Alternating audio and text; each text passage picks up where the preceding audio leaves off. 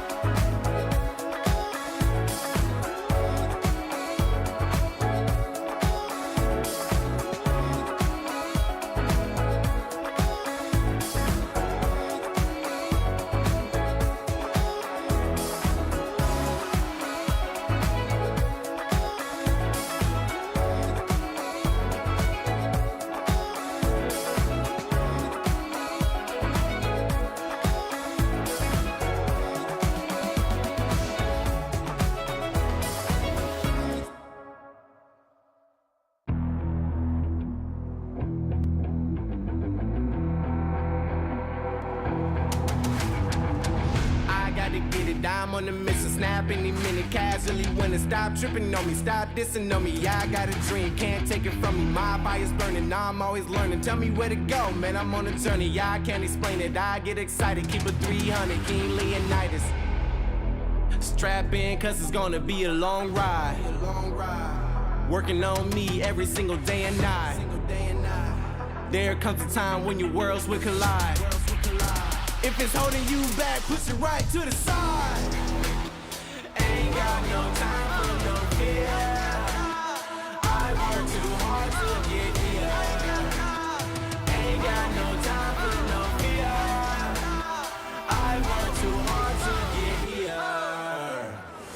I don't got the time, put me in, coach. I've been going hard, time to let it show. Everything raw, give it to me now. Let me have the spot, man, it's going down. Gotta get it here, I don't wanna wait. Take what I want, then I go train. Gotta get a win, I won't lose the game. This is my year, I ain't gonna break. Strap in, cause it's gonna be a long ride. Working on me every single day and night. There comes a time when your worlds will collide. If it's holding you back, push it right to the side. On another level, I will never settle. Mind over matter, get the gold medal. On another level, I will never settle. Mind over matter, get the gold medal.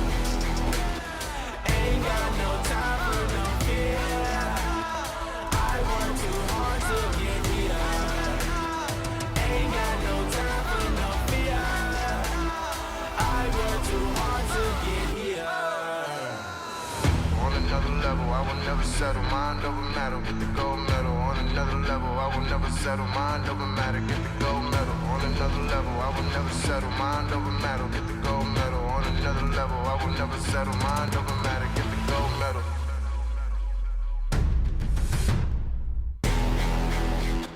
Ain't got no time for no fear.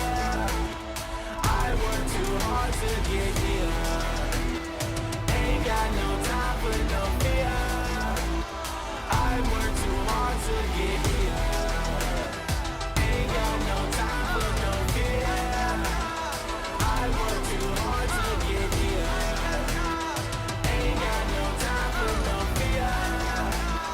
I work too hard to get here.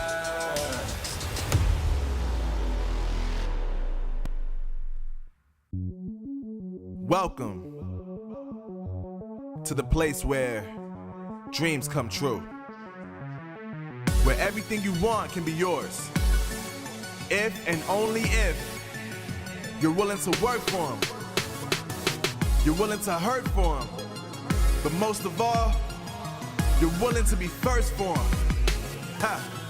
Look, I'm going straight to the top. I don't know how I would stop, like it or not. I got some goals that I'm hitting. You hear what I'm spitting, it's hot. Look what I got, whole lot of passion and pain. The road to success is insane. Stay out my lane, cause I'm on a mission. I'm getting what stands in my way. Yeah, I'm a beast, I wouldn't play with me, baby. The way that I'm training is crazy and I do it daily. You wanna talk about drive? I got more drive than Mercedes, I've never been lazy. I'm in the room, it's a red alert. You wanna compete, well get better first. I got 10 toes in the dirt, push through the hurt just to show them my worth. I'm the best. Yeah, I'm the best. I never stress. I know what's next.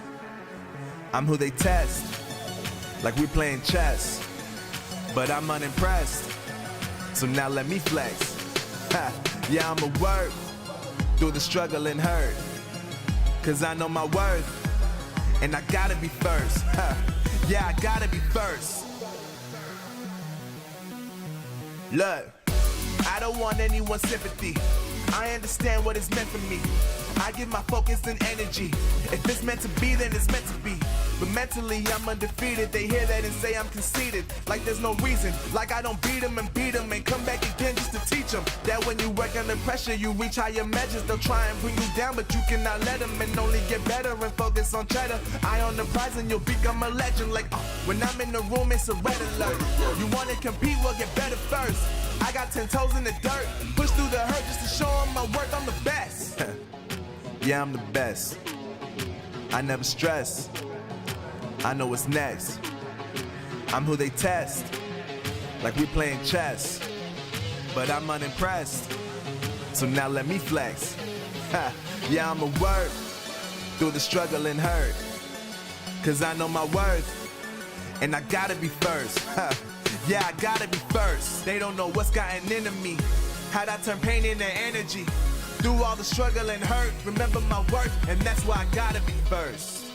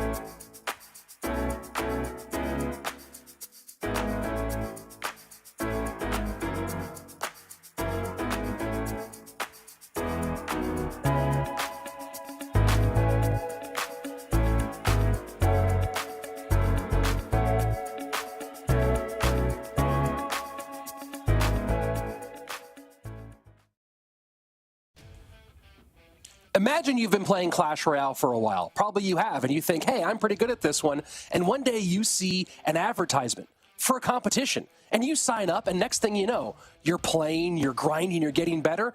And then one day you find yourself at a grand final with a top prize of $4,000. Juicy, you've won a lot of money playing Clash Royale. If you won $4,000 today playing CR, what would you do with it? And don't say save it.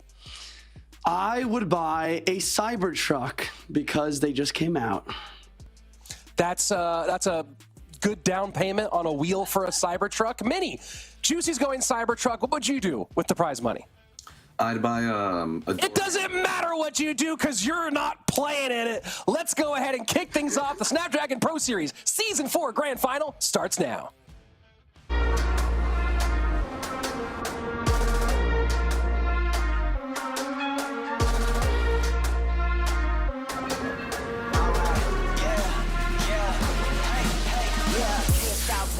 Going till a player on top, know it. Rooftop, penthouse suite. If you really want it, gotta own it. Fight through it, we was at the lowest. Blood, sweat, tears, the components. Riding all year, now's the moment. We are not friends, we are opponents. Yeah, I'm coming for mine. Yeah, I'm making a play, the game on the line. Yeah, I've been on the grind. Yeah, I jump in the spot, I made it my time. Yeah, look in the sky. Yeah, the stars align, no shade to shine. Can't stop it already. Emotional, working devotion. We put in this time. Look, you won't stop.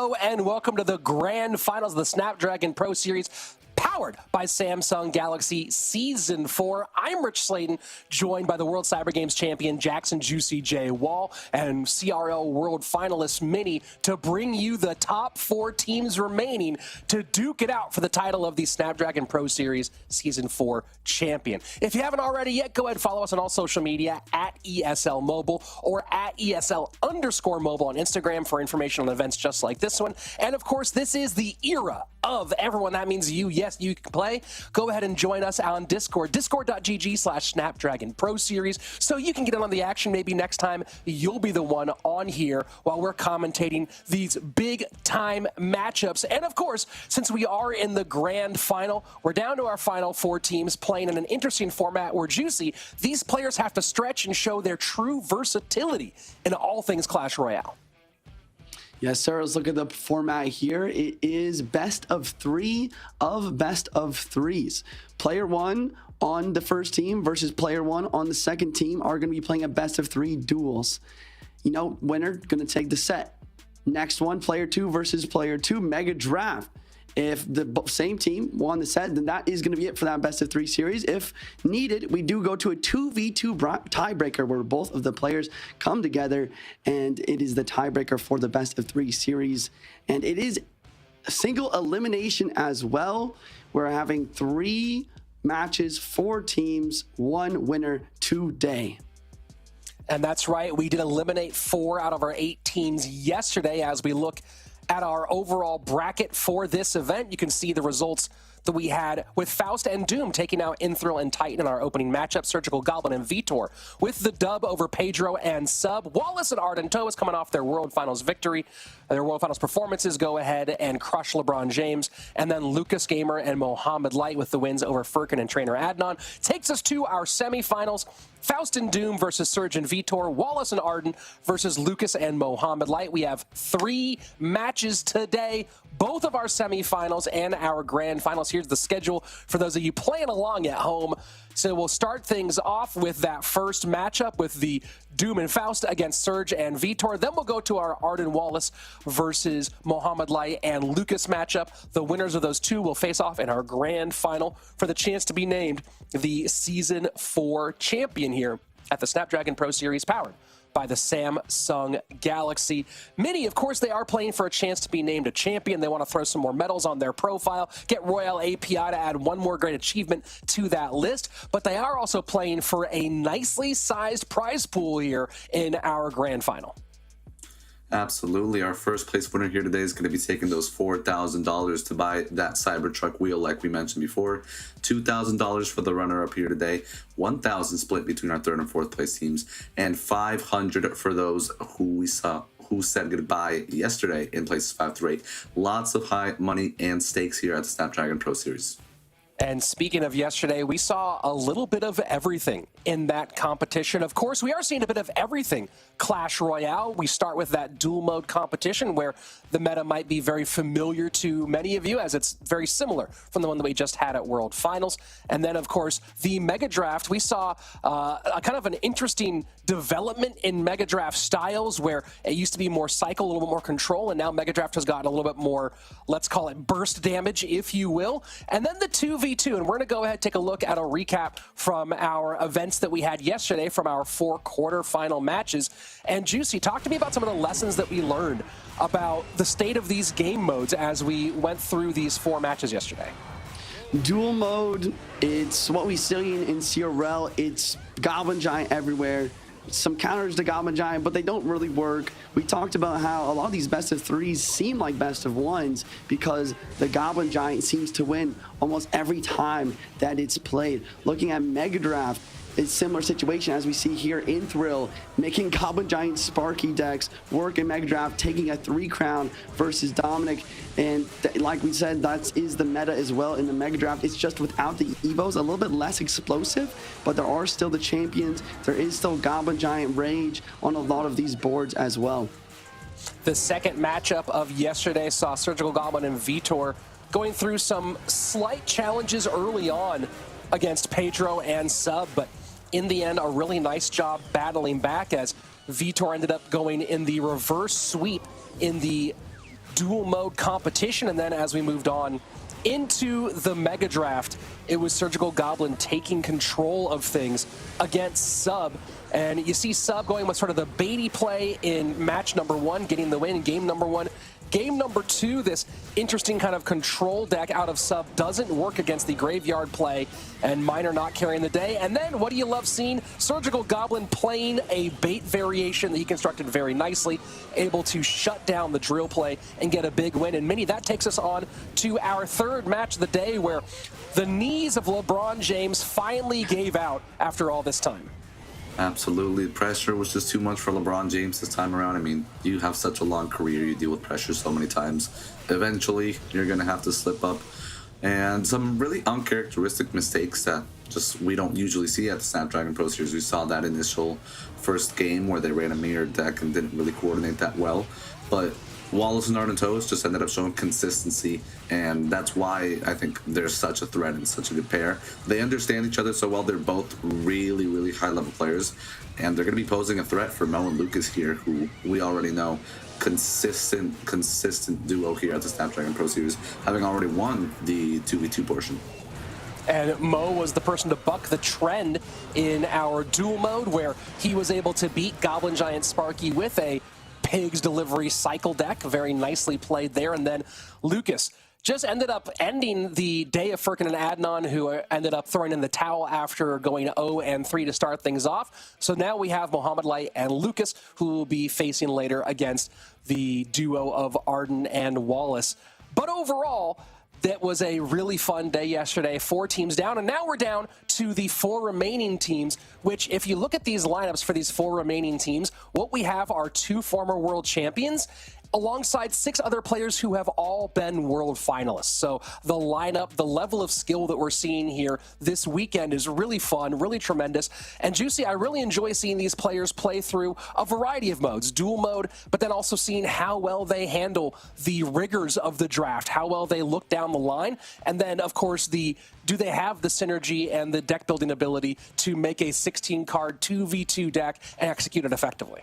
Yeah, this is one of my favorite tournaments, and that's exactly why. We see all 3 of the most skilled game modes in Clash Royale. The dual mode, out-of-game duels, where you can adapt to your opponent's cards and what they've used and make decks like we saw yesterday with the Roll Hogs, Pigs, and Firecracker when the arrows and the Mega Knight and stuff was out of cycle. And then we go into Mega Draft. Mega Draft, you guys know how much I love Mega Draft. You draft cards, there's mind games, there's no evos.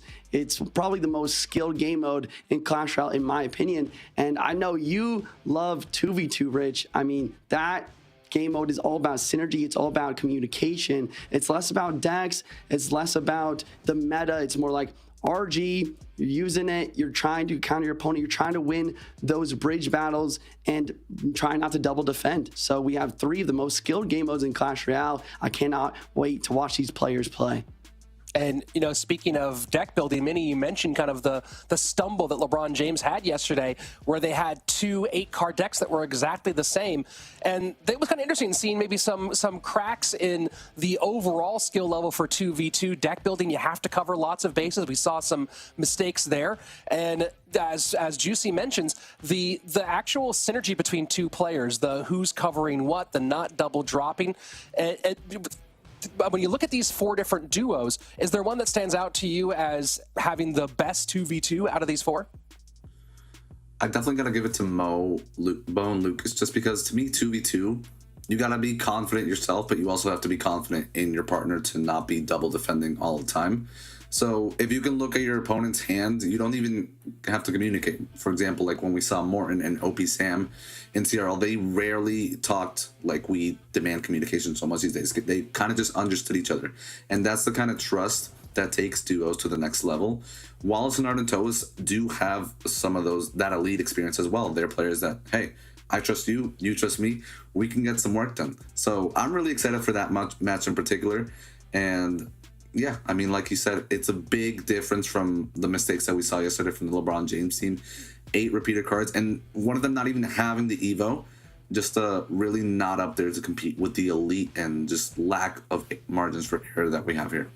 Well, speaking of duos, let's take a look at our first 2 duos that we're going to have in our opening semifinal match. Again, we have 3 matches today, our first semifinal, our second semifinal, and the grand final between those two. And our opening pairs, SK with MKers, Faust and Doom together against Equipo Miawa, Surgical Goblin, and Vtor. And taking a look at the lineups here, it's going to be dual mode Dominic versus Vtor, and Mega Draft will be Faust versus Surgical Goblin. So interesting pairing. Then, of course, 2v2 if necessary. So knowing those lineups here, right? Dom and Vtor going in the dual mode, and Faust and Surge going in the Mega Draft mode. Juicy, I'll start with you. Any thoughts, any predictions on how this one goes down? It's tough to say because I feel like that dual mode could go either which way. Faust and Surge, though, in the Mega Draft, I feel like I gotta pick Faust here. We talked about how good Faust is in competitions like this, where there's not all super S tier players. Surgical Goblin, one of the best players in the world still. I think he got 22, 23 as he was trying to qualify for Serial this year. But Faust is so consistent, and I feel like he's been putting a little bit more practice in. And with that practice, allows you to really have a good understanding of the interactions, and you have to be able to do that in Mega Draft. Same question over your direction, Mini. Do you align with Juicy here that dual mode matchup is pretty much a toss-up here, or do you give it to the now 4-time world finalist in Vtor? I think I'm going to have to go with Vtor. We touched a little bit on this yesterday. Faust does really well against, your semi-pros, but against those elite players, we do tend to see him struggle, maybe just not being able to handle what the other player brings to the board. And Vtor, after having a very decent World Finals run, and what we saw from him yesterday, pulling off that reverse sweep versus Pedro, very confident that he'll be able to take it. And I mean, on the other hand, you have Surgical Goblin going in that Mega Draft. And Juicy, I love that you just pointed out his 2022 run. He almost got to World Finals after a long hiatus, just losing out in the last chance qualifier. That's better than me, and I've been playing the game for I don't even know how long. This man is just such a natural good player, and on any given day, he can do so much damage. Interesting little note here that on one side, Faust and Doom switching which set they're going in. Faust playing the dual mode yesterday and Doom playing the Mega Draft. They've turned that around today, whereas Surgical Goblin and Vtor maintaining the same order. Vtor played dual mode yesterday. Surge was the Mega Draft player, and we saw him draft very well in that Game 3 in particular versus... so kind of interesting to look at. You have one team switching things up and one team staying with it. Juicy, we're about to jump into match here, so we're going to say goodbye to Mini. And as we jump into this first game here, any thoughts on why maybe you think Faust and Doom switched up who goes in what set? I think that Faust is maybe a little bit of a better player when it comes to versatility. I think that Dominic has certain decks that he practices and he gets extremely good at. And I think that's why he's going to be in the dual set here. Whereas Faust, he's practiced so much, he can play about anything. So I think he's confident in this Mega Draft set. And Vtor with a really interesting look here with, obviously we've seen Pump a lot in Goblin Giant. Is this still a Goblin Giant deck with this Heal Spirit in here? Yes, this is the deck I was talking about a little bit earlier when it came to Trainer Adnan. This is Goblin Giant Psycho Elixir Pump, just Rage, and it's all about stacking Elixir Pumps and then getting the Little Prince 3-card cycle to just go Goblin Giant Mini Pack of Bridge one side, cycle Goblin Giant Mini Pack of Bridge the other, Heal Spirits in there to heal up the Goblin Giant, and then you have the Evo Skeletons as an evolution to allow for cheap defenses. So you being an absolute E-Giant master, and that seems like a lot of lightning value to give there, but still has the Elixir advantage. How do you feel about Doom's chances in this matchup? I think that after that lightning, he's okay, but it's not okay anymore because he put this cannon in a spot that dock not pull the mini pack. You need to have that cannon one more tile to the left. So the mini pack is just going to go straight forward. I mean, I think it's possible for Dominic to come back from this spot because Vtor does not have a big spell, but it's going to be pretty hard. You need to make sure to use those bowlers efficiently to knock back the mini P.E.K.K.A away from the Goblin Giant. Vtor yesterday running Goblin Giant Sparky, not this Goblin Giant pump variation. Little Prince was in his Pigs deck, so that will be out of things here. And look at this. Will those Evo Skellies get popped off? And they just barely get stopped by that bowler. And everyone knows by now, Juicy, that those Skellies start to get in rhythm near your tower. That can be game over very fast. Yeah, I've seen them do some crazy things. We saw yesterday a little bit as well with the quicker first attack speed. The big thing that Dominic needs to do here, though, is play some better cannon placements. These cannon placements super high up like this, I'm not loving it. In the opposite lane is usually the right play, but you need to be able to pull those mini P.E.K.K.As as well. Speaking of mini P.E.K.K.A, he's pulling it with the NATO here, but he kind of fails, and this is just not what he needs to do to come back. Yeah, that mini P.E.K.K.A was played a little bit too far in line, and now Vtor going to go ahead and pump up behind his strong side tower. Immediate lightning response by Doom, and so that leaves them pretty even on Elixir. As we go into sudden death overtime, it is Vtor with the advantage in that left-hand lane, but Doom does have dual lane opportunities here. Doom has dual lane opportunities, especially with those evil archers. You gotta watch out. Little Prince 3-card cycle, though, could allow for multiple Goblin Giants. Dominic is doing a great job of kind of preventing any sort of crazy value, though, by just making sure to have a bowler on the opposite lane. So he's forced to go another Goblin Giant at the bridge left side, but this defense is pretty easy. Got the second cannon, but this mini P.E.K.K.A is coming in. He's not having so much elixir. Rage dropping down. What a beautiful defense. That was a great defense, and you know, with about 70 seconds left, and it feels really hard to break through. Look at the bowler damage on the right-hand side. Pull that one in the replay booth. Suddenly down to 621 to 723. This feels like this is Doom's game to lose now, with the possibility of just playing defense and lightning cycling. Ooh, here comes the lightning on defense. Okay, I was a little bit scared because that Little Prince is locked in the cannon, but he is able to defend. And I think you're absolutely right. Dominic's definitely in the driver's seat here with the lightning, especially. He's just 2 lightnings away from winning. Vtor needs to keep applying pressure to prevent something like that, but it's easier said than done. Vtor going Little Prince to the right-hand side, not wanting to give the lightning value to the defense. Arrows do add a little bit to his lead on the left-hand side. He has to get a little more in, though, and he might have to pump defensively here to pull this. Lightning gets in. He might need a NATO, does the NATO on the opposite direction, and NATO does finish things off. Doom with a great come-from-behind victory, and hopefully you're able to pull that bowler work on the right-hand side, because Juicy, that changed everything.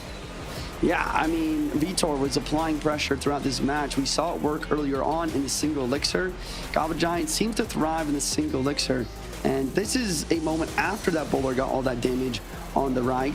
Vtor is forced to apply pressure. I think he kind of bit off a little bit more than he could chew in the middle game of that match, not defending that bowler. And then here we see the finishing touch here. Lightning comes down to mini P.E.K.K.A. NATO pulls it in range of the evil archers, does not get the final shot on the E-Giant, and the tower drops. So looking at game number 1 here, Juice, as far as the decks went, we have the bowler E-Giant, but we've also kind of broken this rule here. The rule of Goblin Giant is the win, and now we're playing the best of 1. With Goblin Giant taking the L here, and you still have some decent pieces to build a Goblin Giant deck, do you think that this match suddenly swings dramatically in Doom's favor? Yeah, I think that's very possible. Dominic definitely could just pull out some Mega Knight Goblin Giant here, especially with mini P.E.K.K.A not being in the story here for Vtor anymore. Mini P.E.K.K.A does a great job of countering that. I wonder if Vtor will try to counter snipe with just a straight up P.E.K.K.A, like P.E.K.K.A bridge spam. We've seen it happen a little bit on ladder as of recently with the Evil Archers. It's a bold prediction, but maybe that's what we'll see in this game number 2. It's certainly possible, and keep in mind also that Dominic, while he has played his Evo Archers, key piece here still available is Little Prince. So I'm of the opinion here, Juice, and tell me if you think that I'm right, that Dominic splits Little Prince and Goblin Giant so that he has 2 trump cards available for him, 1 in game 2 and 1 in a game 3 if necessary.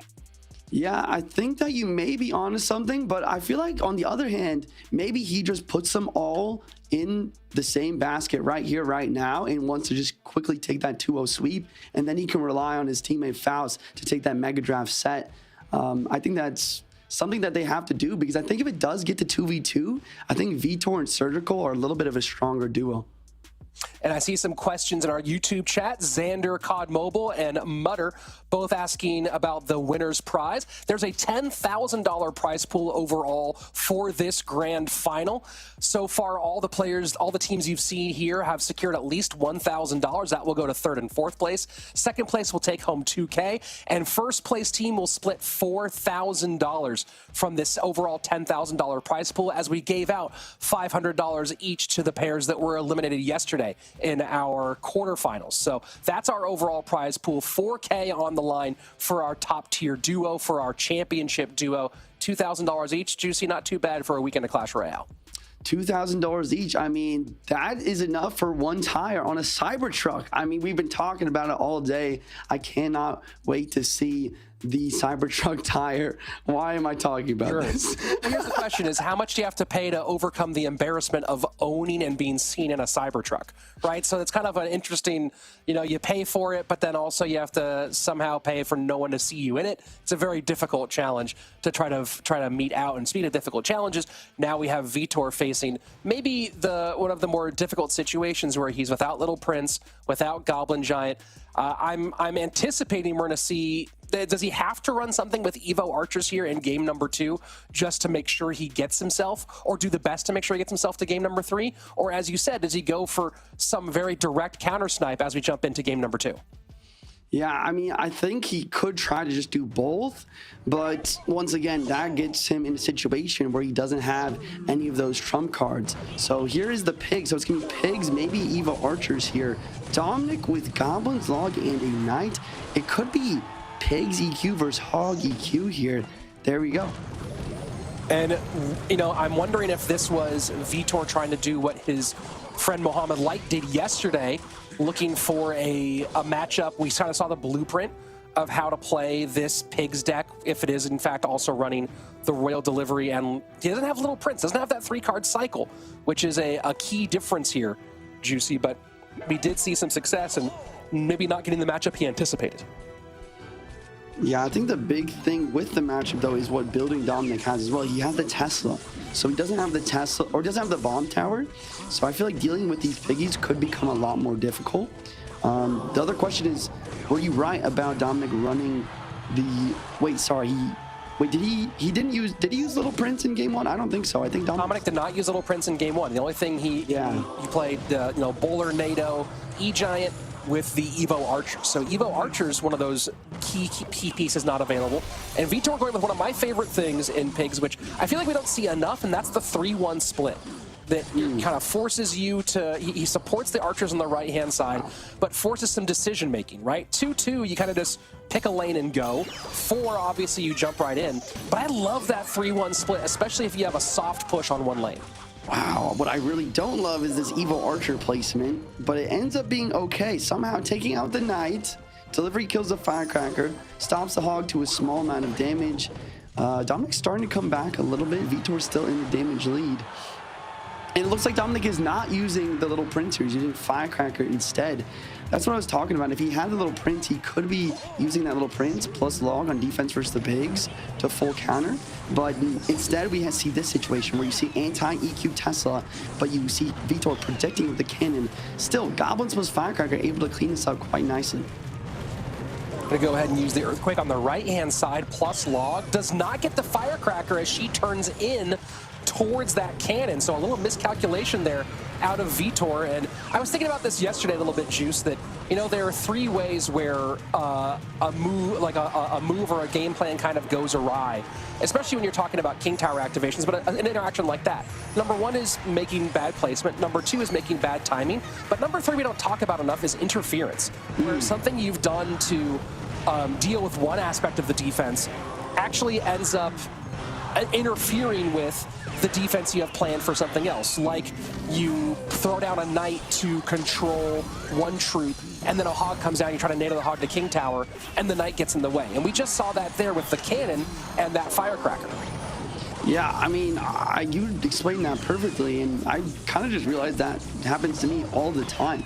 And looks like Vtor is able to kind of make up for that later by getting the King Tower activation now. Let's see how that is going to help him throughout these defenses. Love the hog push with the log there, but look at this EQ plus log prediction on the archers, but the delivery drops down. I mean, both players playing fantastically here. Vtor is still up so much damage because of these pigs.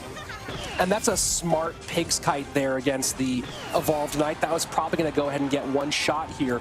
So keeps that off, forces Elixir into his strong side lane, and does some damage. Minute and 8 seconds remaining. This hog is a huge problem. Ice Spirit tries to hold, log will clear, and now the pigs have to go into the same lane to once again kite this knight away. EQ to clear goblins. Piggies do get some touches, 578 to now going to be just around 1,000 HP, 10-10 with 45 seconds left. And the evil archers here are just going to stall and block both lanes quite easily. Pig split once again. Goblins, but what about the left-hand side? Firecracker's trying to take care of it. Earthquake on the right. EQ from Dominic as well. Here comes another Hog Rider.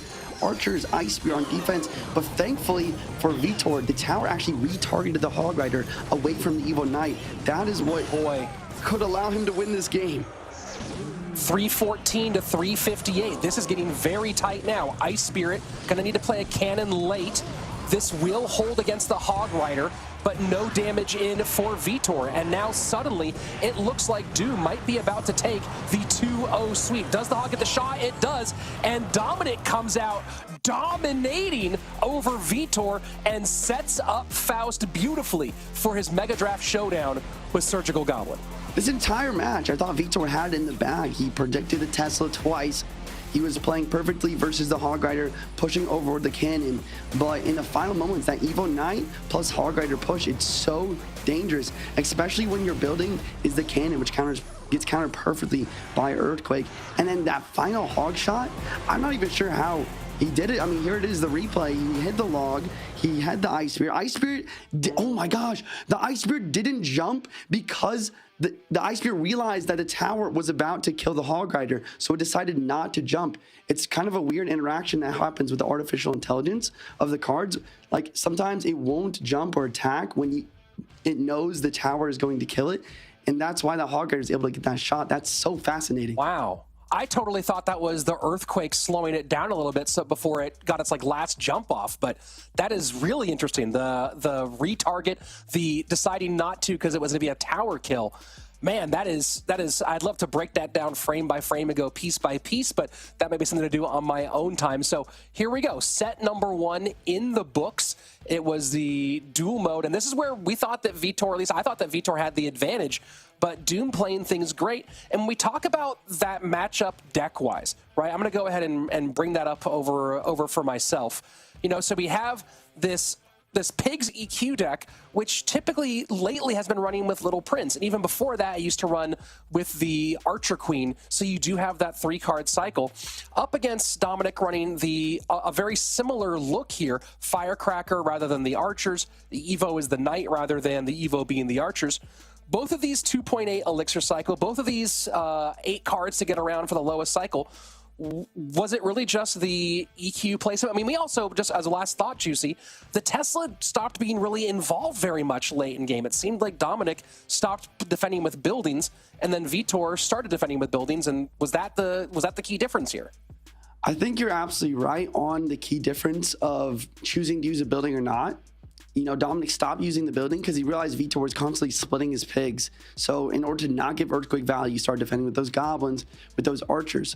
On the other hand, Vtor is using those buildings, allowing for some Earthquake value here and there. But I think the other big thing to mention is Vtor needs to just play those pigs same lane. You need to pick a lane to attack and just go straight in for it.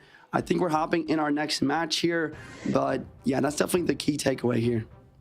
And Juicy's going to go ahead and join back up to 2v2 if needed, joined by Mini as we jump into our Mega Draft competition. Mini has a look at this board. Surgical Goblin going ahead and grabbing the Little Prince right out the gate. Fireball the response by Faust. Do you think Faust also picks up the Zap or the Rage here to clear? Yep, Zap and Rage, both options here. I see a Miner on the board with both of these players. That's definitely going to be a given. And yeah, Fisherman, no Tornado, so that is going to be one of the most versatile troops to defend the wind conditions here.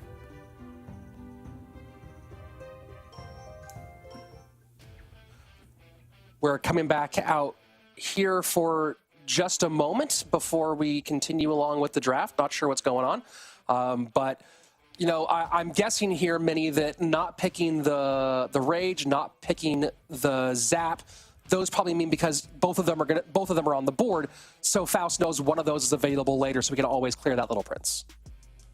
Absolutely saving his options. We did see that Little Prince be picked at the start, so also no rush. One of the basic Mega Draft tips: your opponent picks a champion, no rush to pick a champion. Just wait it out till it gets to the end of the draft. And both of these players also just started out feeling each other, just testing the waters and not committing to anything at the start. You really want to build around the support cards and the buildings at the start and then complement your deck. Well, we'll, of course, catch up with that draft as soon as production's able to get us back in to that draft plan. I don't exactly remember what the draft board was entirely off the top of my head, so hopefully we'll be able to jump in there and catch up with that here in just a moment. But Surgical Goblin and Faust, and you know, you talk about Surgical Goblin's draft strategy from yesterday, and let me go ahead and bring up some of his picks from the gameplay yesterday.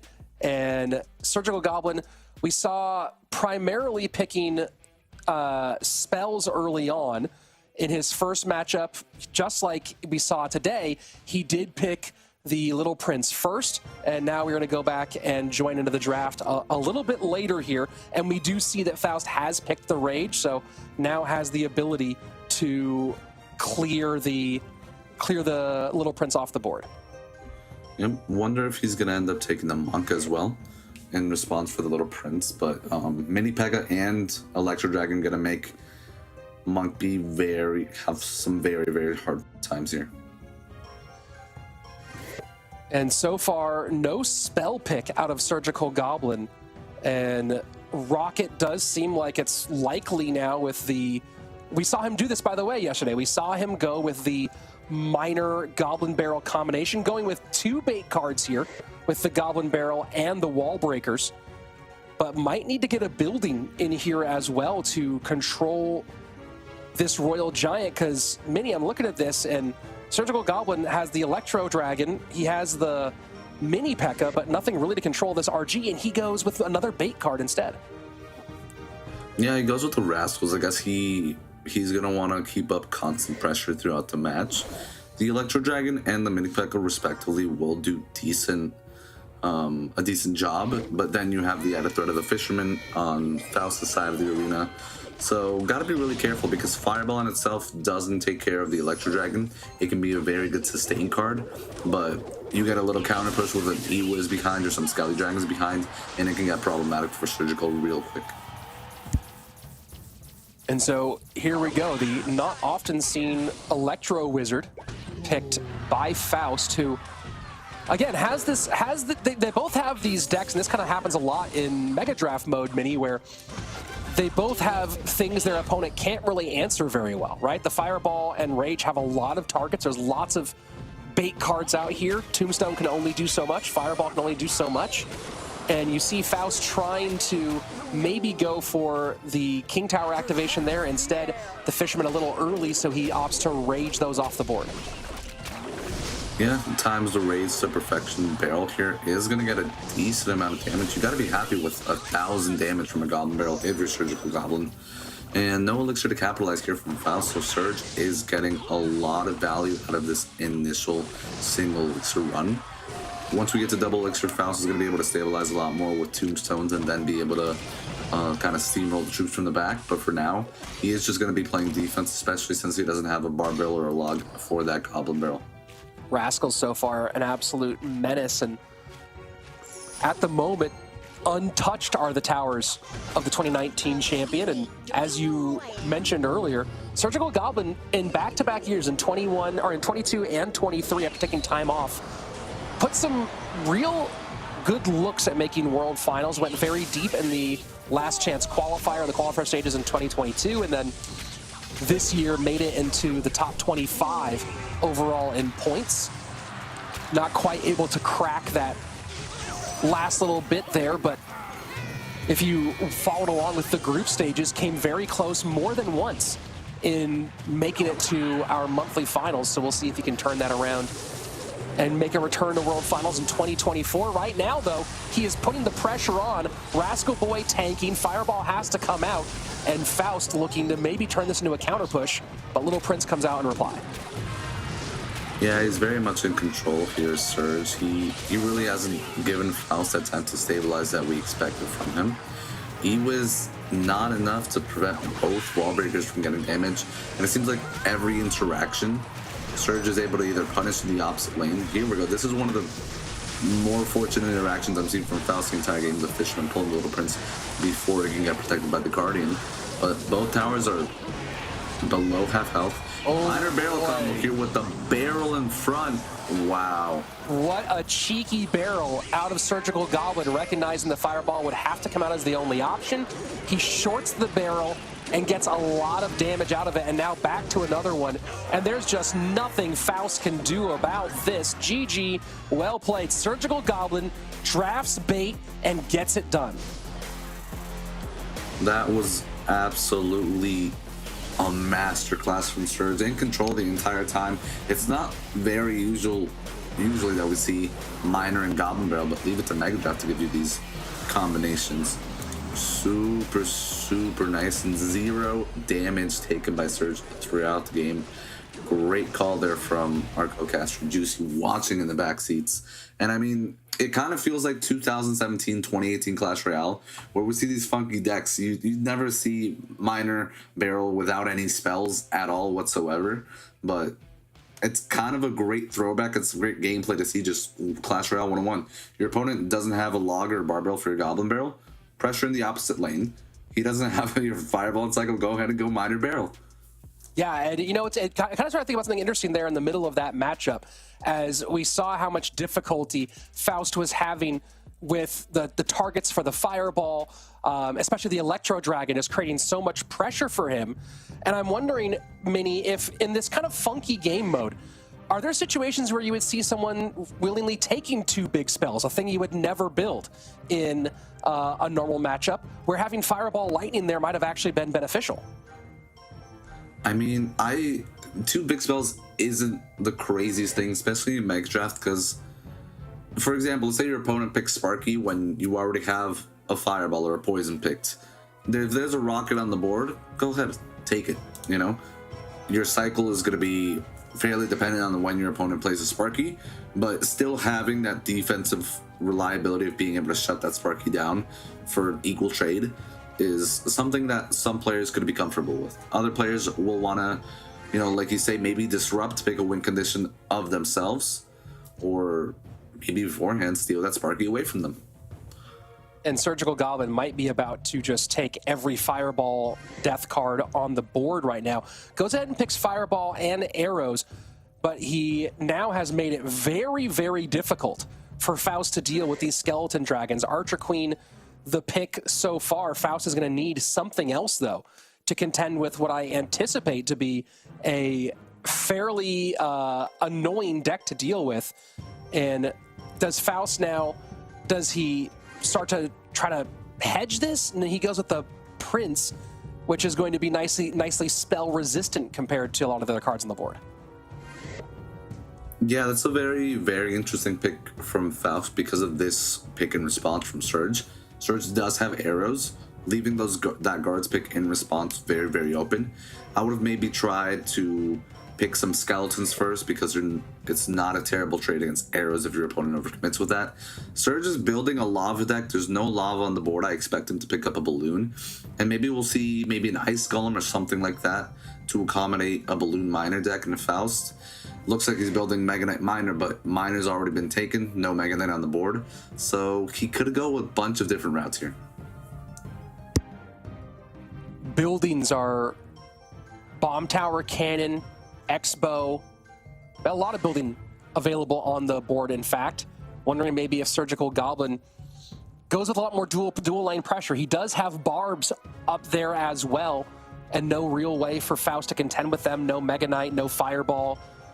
So far, no splash damage for Faust. Opts to go with the Cannon Cart, does Surgical Goblin. And Faust, maybe. Faust has to figure out what he wants to do win condition-wise. Doesn't really have good stuff for a bridge spam deck, so Ram Rider not the greatest call here. And again, Surgical Goblin just saying, I picked Fireball, and I'm going to pick all the cards. I picked Fireball, I picked Arrows. I'm going to pick all the cards that you can't kill now. Yeah, and a great safeguard there against Graveyard with the Mother Witch. And Faust, he's picked a very Faust-esque deck in terms of the first 6 cards. Here we see him switching it up with the Giant. I don't particularly love that pick because barbs are probably going to be taken here from Surge. Yep. There we go. But now maybe he could use that as a bait, not use the Goblin Giant throughout the game, and maybe he can go with Balloon himself because there's only Skeleton Dragons and a Mother Witch. So we'll see what Faust picks. He does end up taking EQ. EQ Snowball Log will kill barbs. However, that's a very, very expensive commitment. And he picks that not facing a building as well. So I think Faust kind of got lost here in this draft. Easy pickup on the Miner there with the Prince. And Surgical Goblin, let's see if he has the guards in cycle. No way to contend with the guards. He can log them, but of course that just takes the shields off.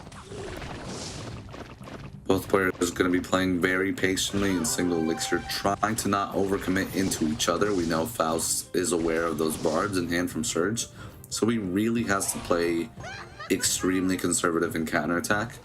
Surge is going to be poking with miners consistently throughout the game. Faust is always going to want to be relying on that Prince to pick those up, and great arrows there to prevent that Mother Witch, to prevent that Archer Queen from getting value with the ability. And a good Ice Spirit here. Pigs will get turned around though, and this is going to be a lot of damage that Faust gets to put in as those pigs tank for the Mother Witch. And just like that, Surgical Goblin ends up putting down almost 2,200, maybe more than 2,200 damage in that left-hand lane. Yeah, very odd mistake there from Faust. Don't expect to see that from him. I guess he expected that push to get rid of that Ice Spirit. Just really not expecting that to come through, and that does come back to biting. However, a Snowball here, if it wasn't used on defense, could make some room for that Goblin Giant. But now he does get a little bit of damage on the right-hand side. And Surge has big spells, right? He's got the Fireball, he's got the arrows. Faust has triple spell, but they're very cheap. So both of these players can get damage when we get to late game, but we're waiting out to see if any of them are going to be able to get a massive push here in double elixir.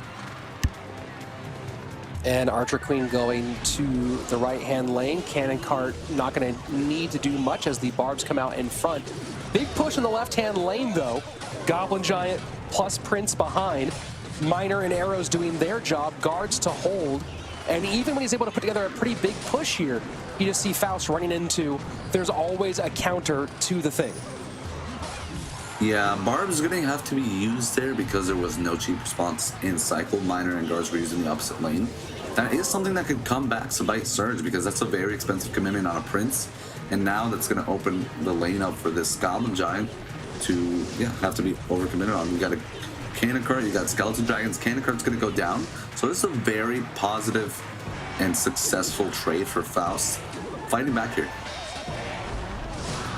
Miner doing some more chip work, 1661 remaining. Faust might have to log Snowball here, but look at the guards being played to the outside now. And Surgical Goblin doing a good job of not letting the guards become predictable and just get wiped off before they can be impactful. Archer Queen now on defense. Faust needs to get something down to control in front. Snowball moves things around. Cannon Cart is going to be a real big problem here, still on its wheels. Arrows to clear. Cannon Cart should connect, and it does, and that should be it. What a deck pick out of Surgical Goblin. Faust got painted into a corner, and we are going to the third and final set. 2-0 in the first set for Doom, 2-0 in the second set for Surgical Goblin. 2v2 coming up next. This is lovely drafting and gameplay from the Surge. Both sets that we've seen from him both yesterday and today very confident in his decks, repeating, I mean, Minor Barrel in 2 drafts, just showing that you're comfortable at least with the playstyle and the archetype of that. And in this one, it just seems like he drafted Faust into a corner. Taking those barbs in response to the Goblin Giant just really shut down most of the win possibilities for Faust. And once again, when we see Faust in that 1v1 scenario, we're not really seeing that X factor that we're used to seeing from him. He seems kind of limited against these guys. Well, it's an interesting question here, right? As I'm going to kind of rewind the broadcast here and look at the draft itself. And there's this moment. Let me see if I can get the draft up. There we go. So first pick for Surgical Goblin is Fireball. He made a similar first pick in one of his games yesterday. And Faust responds with Log and Archer Queen. And I totally get the Log pick, right? It's one of the other strongest picks on the board. Do you think the Archer Queen was the right play here? And I mean that with the other spells on the board were Earthquake. At the time, Earthquake, Arrows, Snowball. Did he need to pick Arrows there? Should he, once he kind of saw the game plan, should he also maybe have pivoted and started drafting all the Fireball target cards to make that Fireball now no longer this massive advantage? Yeah, I feel like if he drafted Log and maybe Arrows, he would have been able to play it around a lot more with the defenses, maybe picking a Dark Goblin and then other small troops to kind of play around. I feel like Archer Queen isn't as broken as it once was to be picking it in response to a Fireball just to try to take it away from your opponent. There was no real rush to make that Archer Queen pick, and that ended up hurting him towards the end. It just wasn't able to get the defensive output that he expected from it in that last and final push. And yeah, maybe just some wrong picks on the troop.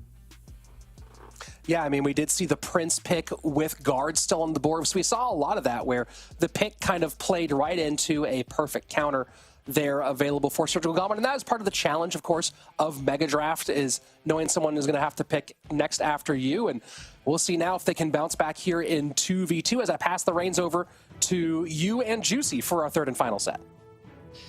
Here we go.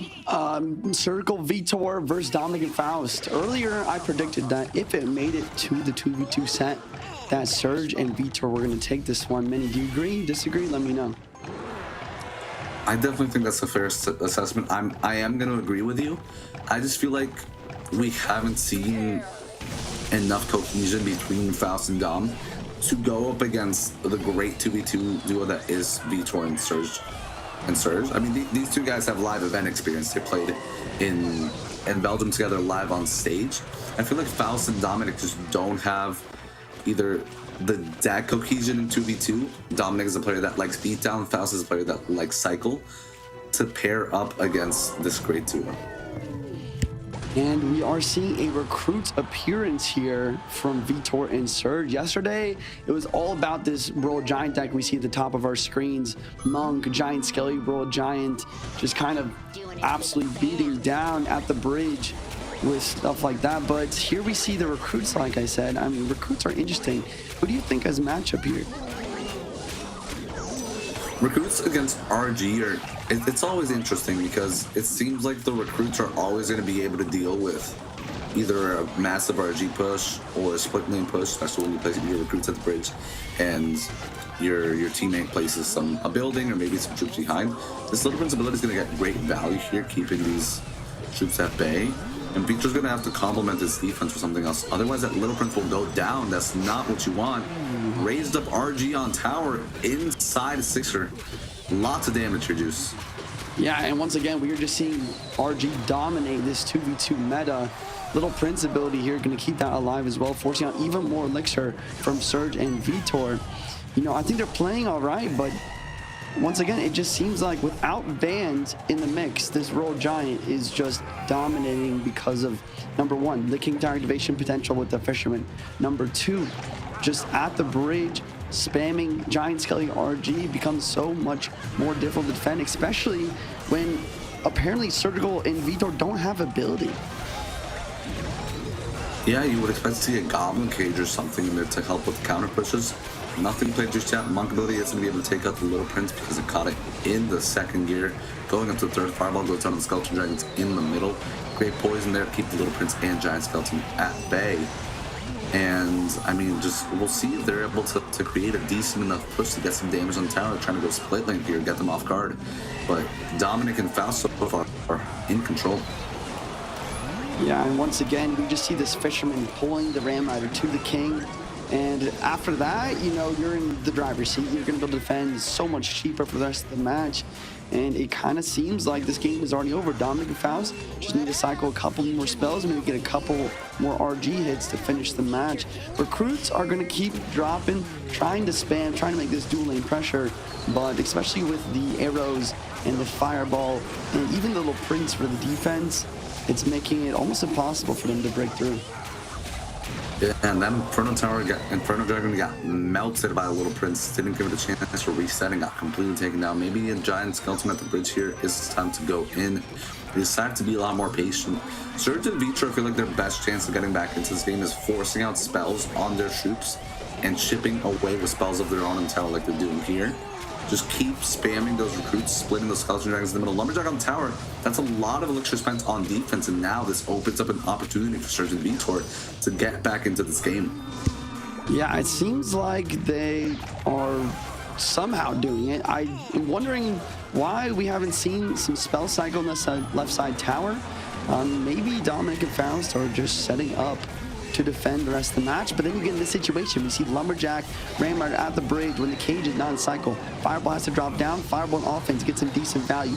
Arrows though, arrows plus Fireball, it's like a nuke that kind of destroys anything and everything. And finally, Dominus and Faust find an opportunity to attack Roll Giants at the bridge.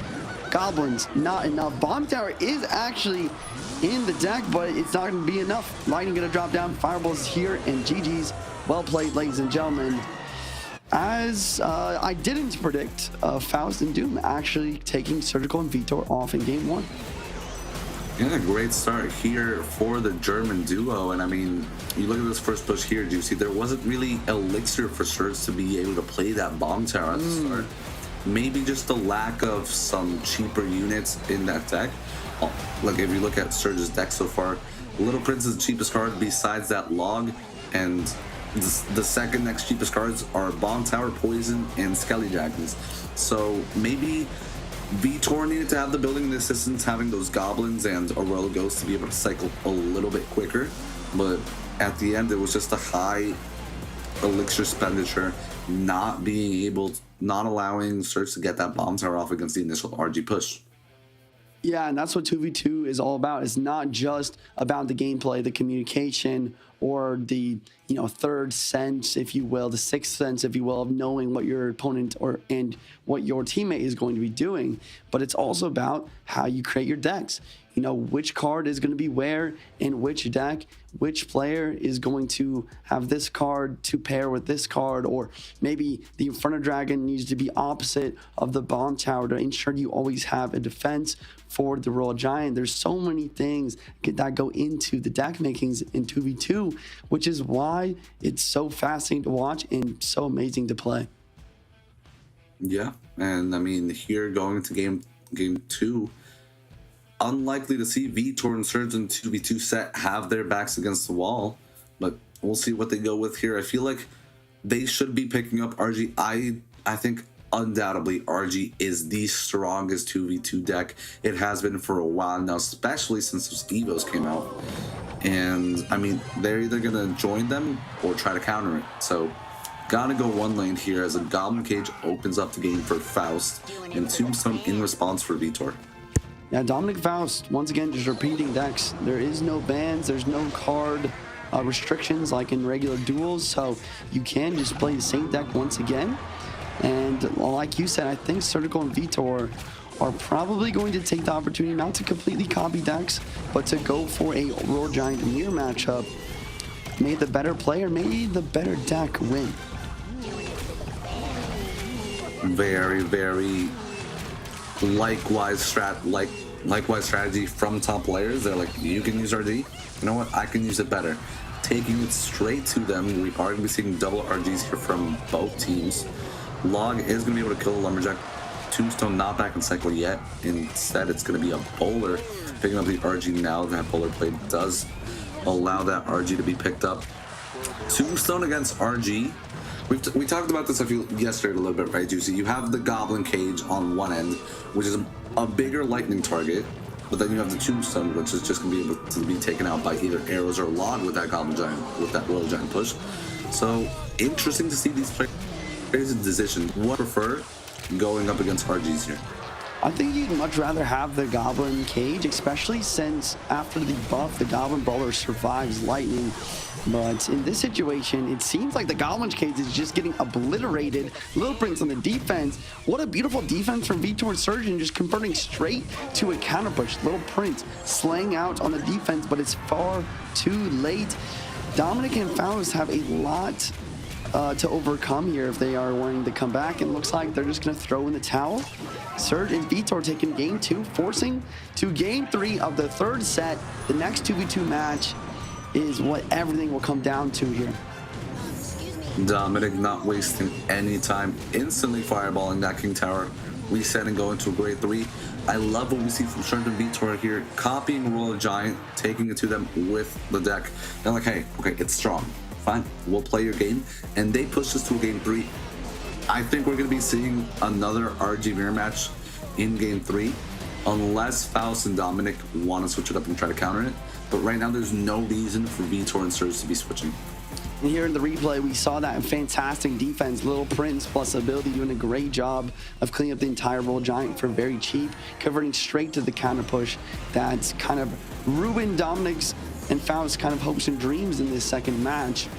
So like I said, we are heading to game 3, and there is a massive money change on the line. Currently, these players have won $1,000. If they win this, or whichever team wins this, will bump themselves up to $2,000, doubling their money, getting to that grand final.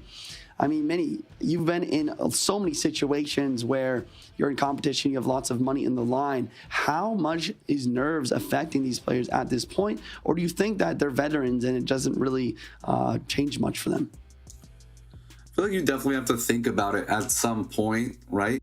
You want to try to mentalize yourself, be like, it's not about the money playing Clash Royale to prove I'm the best, but it's got to cross your mind at some point before the start of the set, before the start of the game, during the game. If I mess up, I'm going to lose the chance to buy half of the Cybertruck tire. So it crosses your mind, but you really just have to just be stoic and pursue through those emotions and nerves and just play Clash Royale.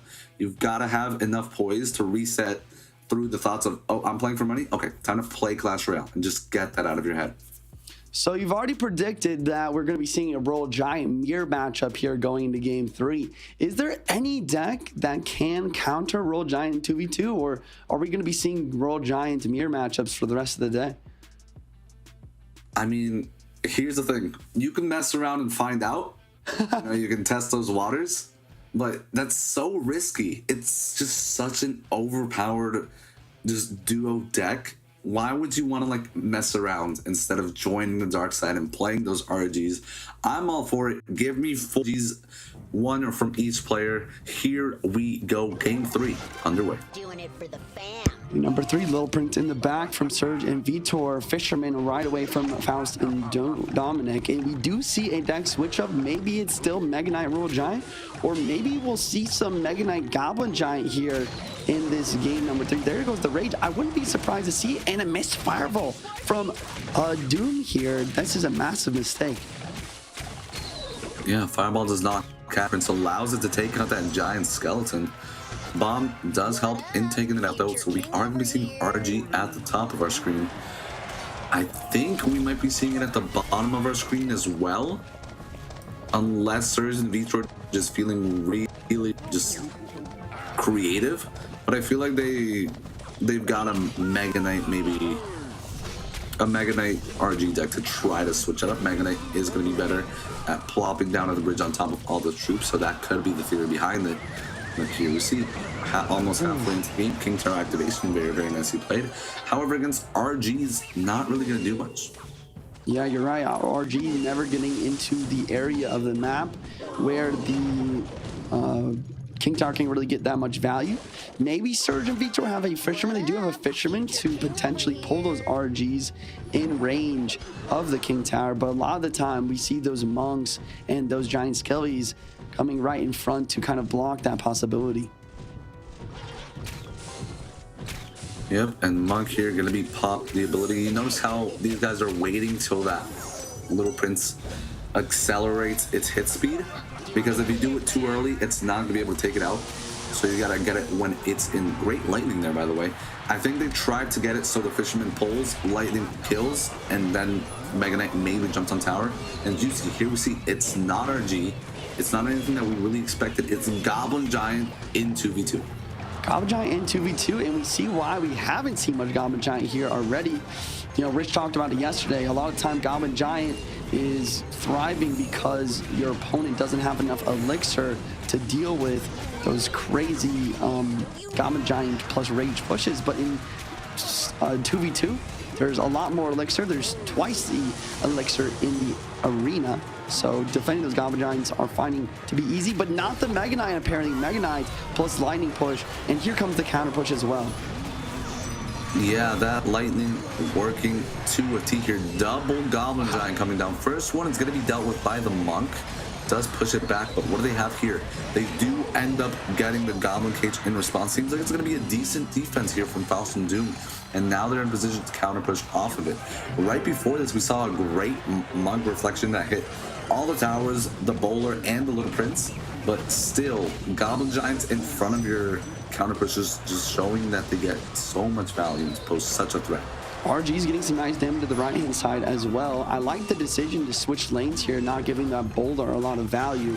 Archers in the back, Little Prince in the middle to defend here. I like the Monk, though, to try to deflect this Little Prince potentially. Will we see the ability? No ability. I feel like that has got to be a mistake. Yeah, you almost expected to see it, especially with that Archer coming in. Maybe just tried to press it, didn't go off, or just felt like it's better to reset. But going into almost triple elixir here, double Goblin Giants going down the lane. This is insane. I mean, it feels kind of funky just looking at Goblin Giants being played. You split bats in the middle, you split minions. Goblin Giant barely gets a shot on the left, but now this is seeming like a really good counter push opportunity for Faust and Dom. Now, once again, dual lane counter push potential. Do we see the Monk ability? Yes, it does. Pop deflecting one of those bowler shots, but no counter push really available here since we see some more pressure on the left-hand side. Everything gets cleaned up on the right. There's only 40 seconds left on the clock. This game is very close, and here comes the push. And RG Giant Skeleton being played with Fisherman is going to pull Tornado, attempting to pull back the RG and also ends up getting the Fisherman. I don't know if it was intended to get both, but it did a great job. Fireball almost gonna come in here to take out the Little Prince. Will Dominic be able to get back to another Fireball before the end of the game? And will they be able to prevent this Goblin Giant from getting any damage? Keep in mind, spears are also a factor. Log comes down, Goblin Giant about to get shot. Yes, it does. Lightning comes down, makes room for Spear Goblins, and that is gonna be it. Surge and Vtor take the win in set number 3, game number 3, pushing it to the limit. And you see that? That's been one of the best 2v2 games that we've seen in this finals. Yeah, I can't believe that we've seen a deck actually beat the Royal Giant. I think this might be the first time in this competition that we've seen the Royal Giant fall to something other than another Royal Giant deck. And it's once again the Goblin Giant. It's shredding in the dual set. It's dominating in the Mega Draft set. And then finally in the 2v2 set as well, we see it somehow taking out the Royal Giant here. I think the biggest thing to note here throughout this entire match, throughout this replay, is the pressure on the left-hand side. Dominic and Faust were just not able to deal with it completely. Yes, they were dealing with it decently, but seems like the Goblin Giant always finds a way to get one shot on the tower. Yeah, and one of the big moments in that match was the Mega Knight Lightning combo that enabled that jump on the tower. That's 600 damage that just because of a quick and great heads-up lightning. They attempted it at the start, weren't able to get it, tried it again because, hey, you're getting great lightning value against tower and 2 troops, and they ended up getting that jump on the tower.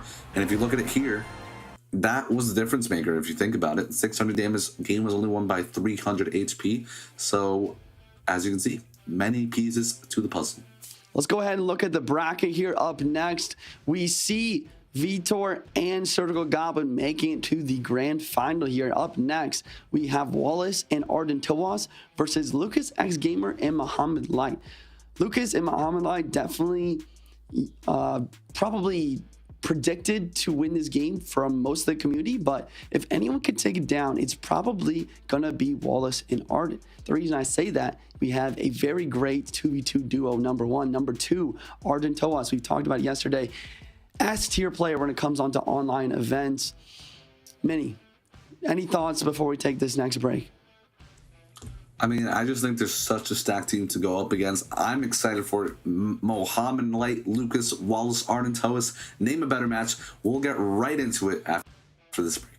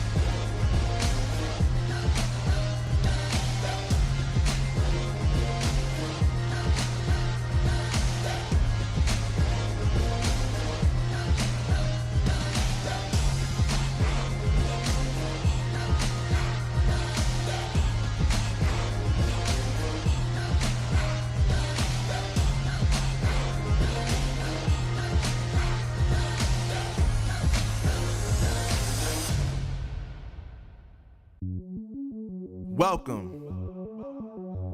to the place where dreams come true, where everything you want can be yours, if and only if you're willing to work for them, you're willing to hurt for them. The Snapdragon Pro Series powered by Samsung Galaxy is brought to you by Snapdragon Elite Gaming, Samsung Galaxy S23 Ultra, Monster Energy, and DHL. And welcome back to the Snapdragon Pro Series Season 4 Championship, powered by the Samsung Galaxy. I'm Rich Slayton. That's the World Cyber Games champion, Jackson Juicy J. Wall. And we've already seen our first semifinal happen. If you're just joining us, Surgical Goblin and Vtor going through to our grand final. Now we move to the other side of the bracket, semifinal number 2, where we're going to see Arden Towas and Wallace coming off of their World Finals appearances. going up against the 2022 world champion Mohamed Light and the only player to win 2 monthly finals without a coach, Lucas X Gamer, in what is sure to be a phenomenal matchup. Juice, if we look at the lineups here, it's going to be Arden versus Mo in the duels, and then Mega Draft will be Wallace versus Lucas. Thoughts on this matchup as we get ready for our second semifinal? The biggest thing here is if you're Wallace and Arden, you have to just try your best to make it to that 2v2 set. I think beating Mo I think that beating Mo, no matter what game mode you're playing in, is going to be very difficult. I think beating Lucas is very possible. And then the 2v2, though, I mean, Lucas X Gamer, he is a nerd for 2v2. He was actually my coach for the 2v2 portion of the Samsung Galaxy Superverse event that I played in. And he loves 2v2. So even in the 2v2 set, it's going to be tough to take down this duo. But if anyone can do it, it's probably Arden and Wallace. Well, Wallace coming out in the Mega Draft mode where he did lose to Sosa yesterday, where it was Arden who took the decisive win over Bob the Rock in that duel mode. So it's an interesting choice here. And then, of course, we have Mohamed Light in the duel mode, who, as we talked about earlier, quite impressively ended up beating the Goblin Giant Mega Knight deck. Goblin Giant Mega Knight Fireball beat that with Royal Hog's Little Prince delivery. So very nice performance from Mohamed Light yesterday.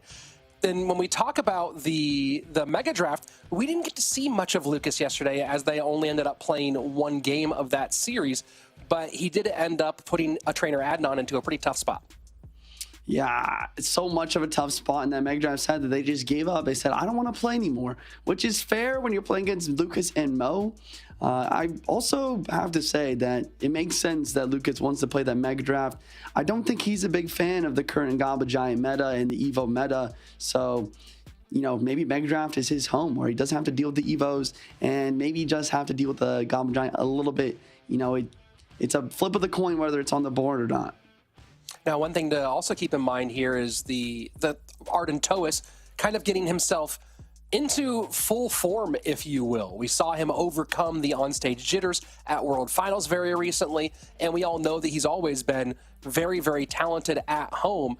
And what he did to Bob the Rock in the duel mode the other day was nothing short of devastation. He came out, won the close kind of mirror match, the Goblin Giant versus Goblin Giant. He went bowler.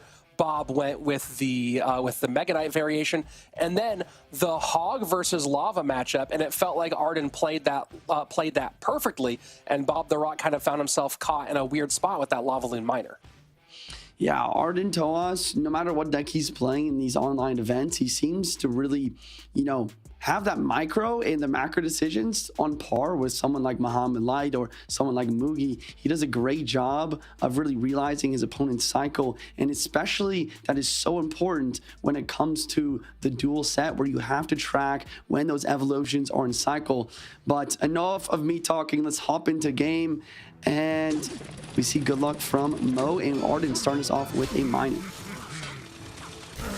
So Arden going with a different duel set than he went with yesterday. We did not see him play Miner in duels yesterday. Did not see him play the Phoenix in duels yesterday.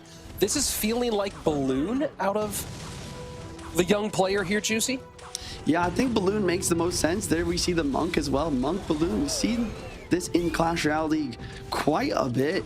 He does a great job of kind of countering the meta a little bit, but still versus Goblin Giant, it can be difficult. Thankfully for Arden, Mo is looking like he's using some sort of minor quick cycle deck, potentially with poison. And pressure both directions, no damage either direction though, as we got the miner playing defense out of Mohamed Light. Finally, poison does open up the scoring after we've passed a full minute of gameplay. Phoenix going to do a great job of countering. Nope, never mind. Does not counter that Archer. Archer gets on the tower, but here we see a Monk at the bridge, but he doesn't have enough for Balloon. So I'm not sure why he's done this. In Molite, you know, Surgical is always going to be kiting this Phoenix to the ops lane with those Zone Elixir skeletons. And Phoenix, mostly staying out of tower range, does finally get a little bit of damage taken in due to that tower, and as that Phoenix goes for a long journey here. The wall breakers and the skeletons taking it back and forth. Mohamed Light does open up his lead by a little over 500 HP.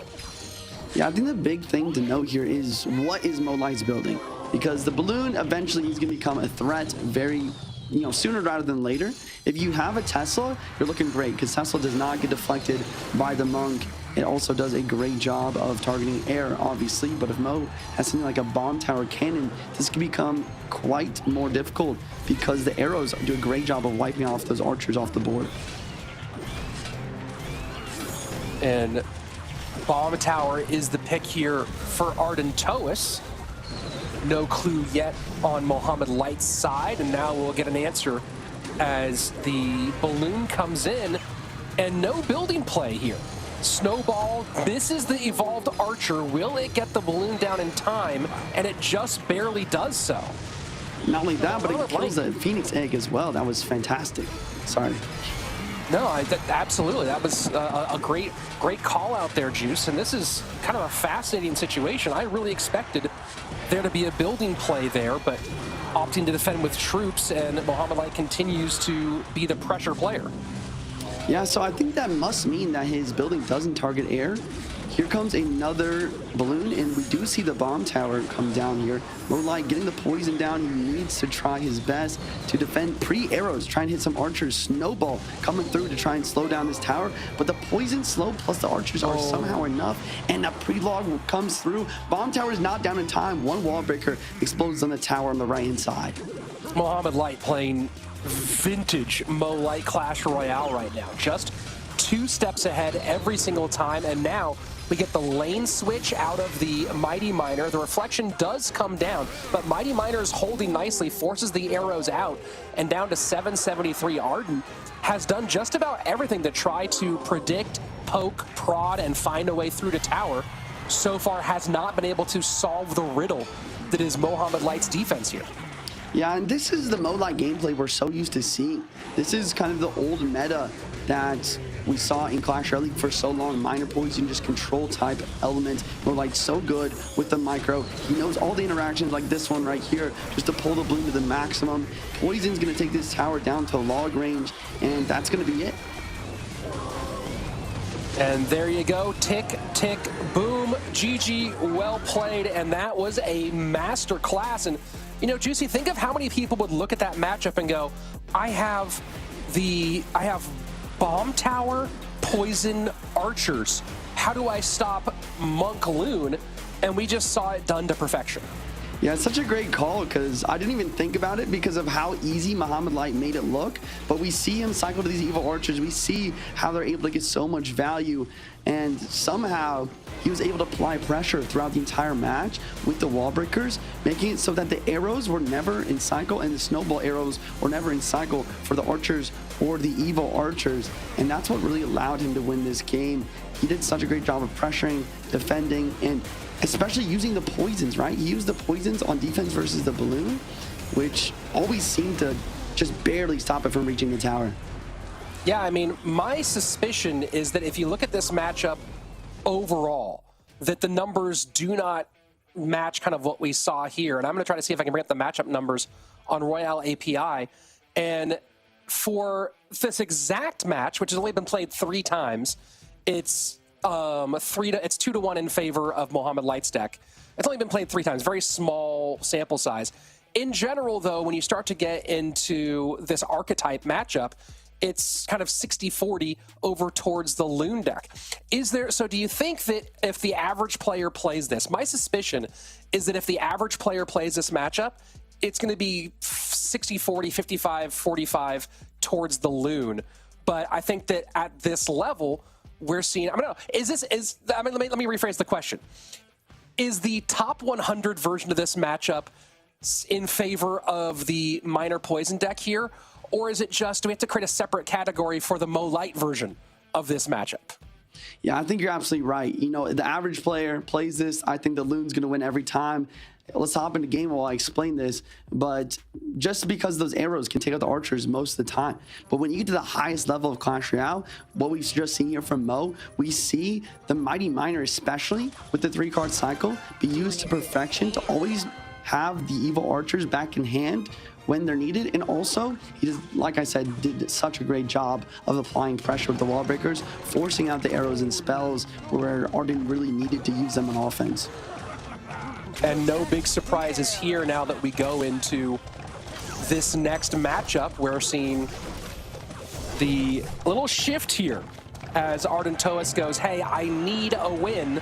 Let's go ahead and run Goblin Giant, Bowler, Bats. And he is, though, taking at the moment a lot of Royal Giant damage, and Skelly King gets in and does a lot the opposite lane. What in the world just happened, Juicy? I don't know. I think what happened is Mohamed Light is sick of the Goblin Giant meta, and he's trying to run a big Goblin Giant counter. He's got a Fisherman. He's got the Tombstone really blocking the lane. The Fisherman is the key, though. The Fisherman did such a great job of pulling in the Little Prince, and the Skelly King, you know, honestly gets a lot of value in the meta, whereas Rage doesn't really do a good job of killing all the skeletons similar to a log, or not similar to what a log could do. Whoa, and Arden not just calling good game, but calling good game and rolling over here. He goes Bowler to the opposite lane, not even thinking about defending against this Evolved Royal Giant. Now he does. Maybe he decided to try to actually try, but it looks like for a moment he just was gonna go ahead and fold. I really wonder what happened there in terms of Arden's mentality. Yeah, I think that his idea is to just try to make this massive counter push, let that tower go as a resource for an elixir advantage, and he's doing his best to make that happen, but this fireball drops in for Mo along with these zappies and just cleans absolutely everything up, and I don't think it's going to be enough to take this tower. And what an interesting choice here out of Mohamed Light to go with what was essentially the top deck of 2023 for CRL competition, making one slight adjustment going with the Phoenix as opposed to the Mother Witch. But if you make that one change, this was the #1 deck of the year, but we didn't really see it much at World Finals. Interesting. I mean, maybe Molai has realized how good this deck can be a little bit too late. Wasn't able to use that World Finals, but he's able to use it here in the Snapdragon Pro Series. And that is going to be a 3-crown, ladies and gentlemen. Mohamed Light taking a 2-0 sweep versus Arden Toas with a beautiful Goblin Giant counter deck. And a really devastating 2-0 sweep here. And we're catching up a little bit late to the opening action, but Arden Toas, just everything there got eaten alive, and he did not have the elixir for it. And you see him here leaking a little bit, and maybe just realizing that that tower was gonna a tower would be dead, and trying to turn into something. But overall, just Mohamed Light, as you said, maybe playing with a little bit of aggression here. Maybe, I'm sure, unhappy with his performance at World Finals, falling much earlier than he anticipated, and coming out with a bang in this matchup here against Arden Toas. Yeah, you talked about that Phoenix replacing the Mother Witch as well, and I have to point out how much value it gets in this meta. It does so much work versus Bowler, one of the best counters to Bowler. It's so tanky, survives Fireball, does great versus Goblin Giant. I love the deck pick once again.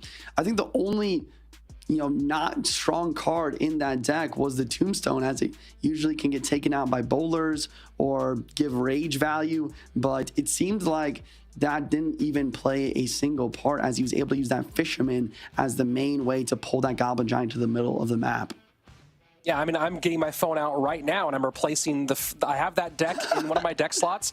I'm putting the Phoenix in, and there you go, boom. Yeah, I got it, there we go. We got the, it's hard for you guys to see there, but boom, I've now made that adjustment. Phoenix in, Mother Witch out. New meta against the Goblin Giant decks. And it also doesn't die to the Fireball, which we've seen be a big part of a lot of those Goblin Giant decks. So I'm excited to go ahead and run it now, because I too have experienced the meta that we're currently playing, Juicy, and I too would like some way to stop it. Yeah, I mean, I kind of have become part of the meta. I've been using Elixir Pump, Goblin Giant Rage, but speaking of meta, that is not a thing here. As we head into Mega Draft, we have Wallace versus Lucas in the Mega Draft set. Take it away, boys. Yep. And as we say goodbye, we look at the draft board. We got a minor, we got big spells galore, no shortness there. Small spells only Zap and Barbarrel. It's going to be Lucas starting the game out with a Little Prince Fisherman in response from Wallace. And just looking at it, Valkyrie could be a good pick here, especially if you pick up Fireball. Just annihilate the threat of Skelly Dragons. It does end up opting for the poison though. And looks like a miner is gonna be the win condition for Lucas, just looking at the options so far. Wallace, with that fisherman possibility, does have the potential to go RG. I said take it away, boys, but I'm actually on the cast. My bad. Little Prince, I really like Little Prince as that first pick, but Wallace just going straight to the double counter to the Little Prince here. And I feel like Lucas is in a fairly difficult spot now. Poison gets so much value, and Wallace going straight to a very solid minor poison deck. Yep, looks like it's going to be minor poison from Wallace. Surprised Lucas didn't pick it up so quickly. I guess he feels a lot more confident in, for example, the Royal Hogs, or maybe even a Goblin Giant that we see on the board.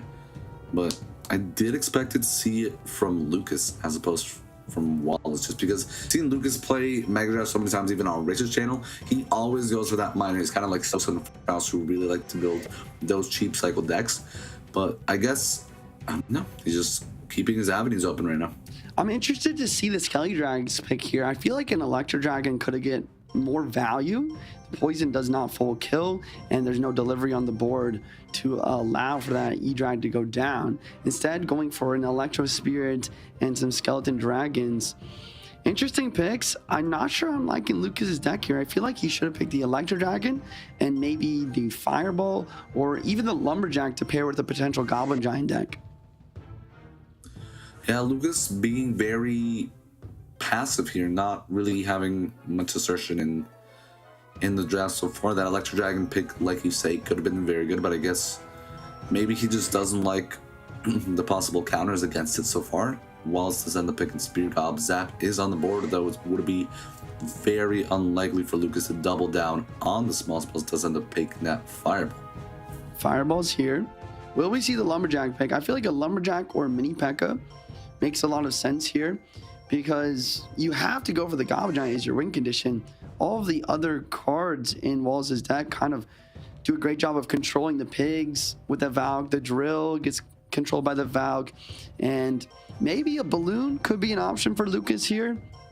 He decides to go Mother Witch.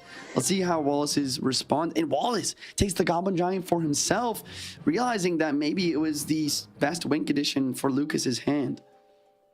Yeah, maybe spoiling that away from Lucas, but now feels like maybe Lucas can take RG here. Not too much DPS on the board. There we go. There we see it. And Wallace, I mean, I would love to see maybe some E-Barbs here, or just go the shutdown route with a Goblin Cage or Mortar. He does end up going for the Mini P.E.K.K.A, however. I really like that Mini P.E.K.K.A pick. Not only does it counter the Royal Giant quite well, but it's going to synergize fantastically with his Goblin Giant. And this is something that we see in Mega Draft quite a bit, actually. You see kind of two decks coming together. Not a lot of synergy from both sides of the decks, but it doesn't really matter as long as you have counters to your opponent cards. So weird to see Archer Queen Minor Poison cycle paired with a Goblin Giant Mini P.E.K.K.A deck here.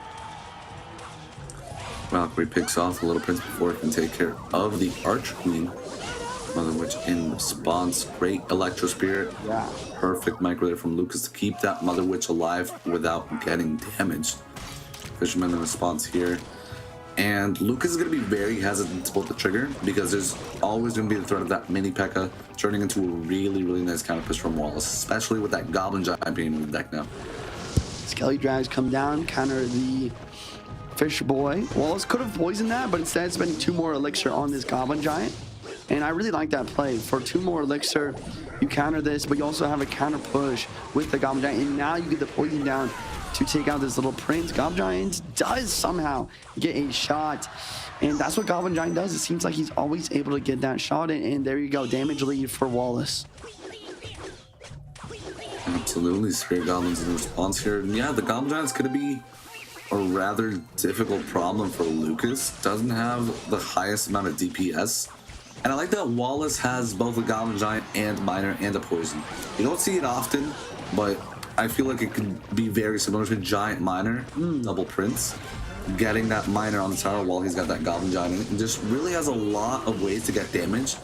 And in Mega Draft, you're sometimes scarce for ways to get damage on the tower, but this time, Wallace just has so many different ways for that. Yeah, I couldn't have said it better myself. You're so right. Mega Draft, without a lot of synergy, sometimes it's difficult to get that damage on the tower, but that's why we see multiple win condition picks sometimes. And that's exactly what he's done here. As we head into Double Elixir, I think we are going to see more of what you said as well. The Goblin Giant plus Miner Poison pushes, maybe even some dual lane pressure as well as stacks up a Goblin Giant push on the left-hand side. Yeah, there's no real DPS to pick up the miners. I mean, the only thing I can think of is a predict barbell, or you just have tons of dragons on top of it, but that is just poison value. So the Goblin Giant miner combos are going to be very, very successful for Wallace when he gets down to it. And like you said, split lane pushes, a Valkyrie and an Archer Queen behind, like we saw on the left-hand side, could very well be a significant push on its own, and then you can divert that in the other lane. So far, though, Wallace in control heading to overtime. Yeah, I also like what he's done here, just going same lane with everything as well, because Lucas does not have the poison. He doesn't have that high damage dealer. He does have the fireball, but a lot of the time the radius and the fireball isn't able to pick absolutely everything up. Yeah, and this time around, Poison comes in for the cleanup Queen ability pop to take care of the Skeleton Dragons. These Spear Goblins are a major problem for Lucas. I feel like he should have maybe picked up a Zap or waited there, because it's kind of like when you play RG Barbell against Miner Poison with Spear Goblins. The Spear Goblins in the back, they're not really a fireball target. You don't want to spend that elixir on them, so they're always getting value on the defense. Speaking of defense, Lucas seems to be always on the back foot, always defending versus these Goblin Giant poison pushes, and the poison is just doing a great job of preventing any counter push either. Lucas has not gone for a single Royal Giant this entire game, and Wallace has not gone for a single Mini P.E.K.K.A as he just holds it specifically for that card, never giving Lucas an opportunity to strike. Yep, both players identifying the exact way to play the matchup. I mean, Lucas is going to try his best. Of course, that Mini P.E.K.K.A just going to go in here. Fireball going to come down. No, instead of the little Prince ability gets popped. Fireball hits tower, Mini P.E.K.K.A, and what was remaining of that Spear Gobs. And that's some good initial first push. 30 seconds, he'll be able to get another one. Miner coming through here. Going to try and get some chip to clean this up. Motherwitch stopping these Spear Goblins. And yeah, like you said, I think he needs one more Royal Giant, but I don't even know if it is able to break through. Quick Valk plus a Mini P.E.K.K.A is down. RG gets one shot, but that is not near enough to win this game. Yep, RG just knocking in, goes in on the left-hand side. Fisherman not going to pull it. Has another one though, but this RG just not going to be enough.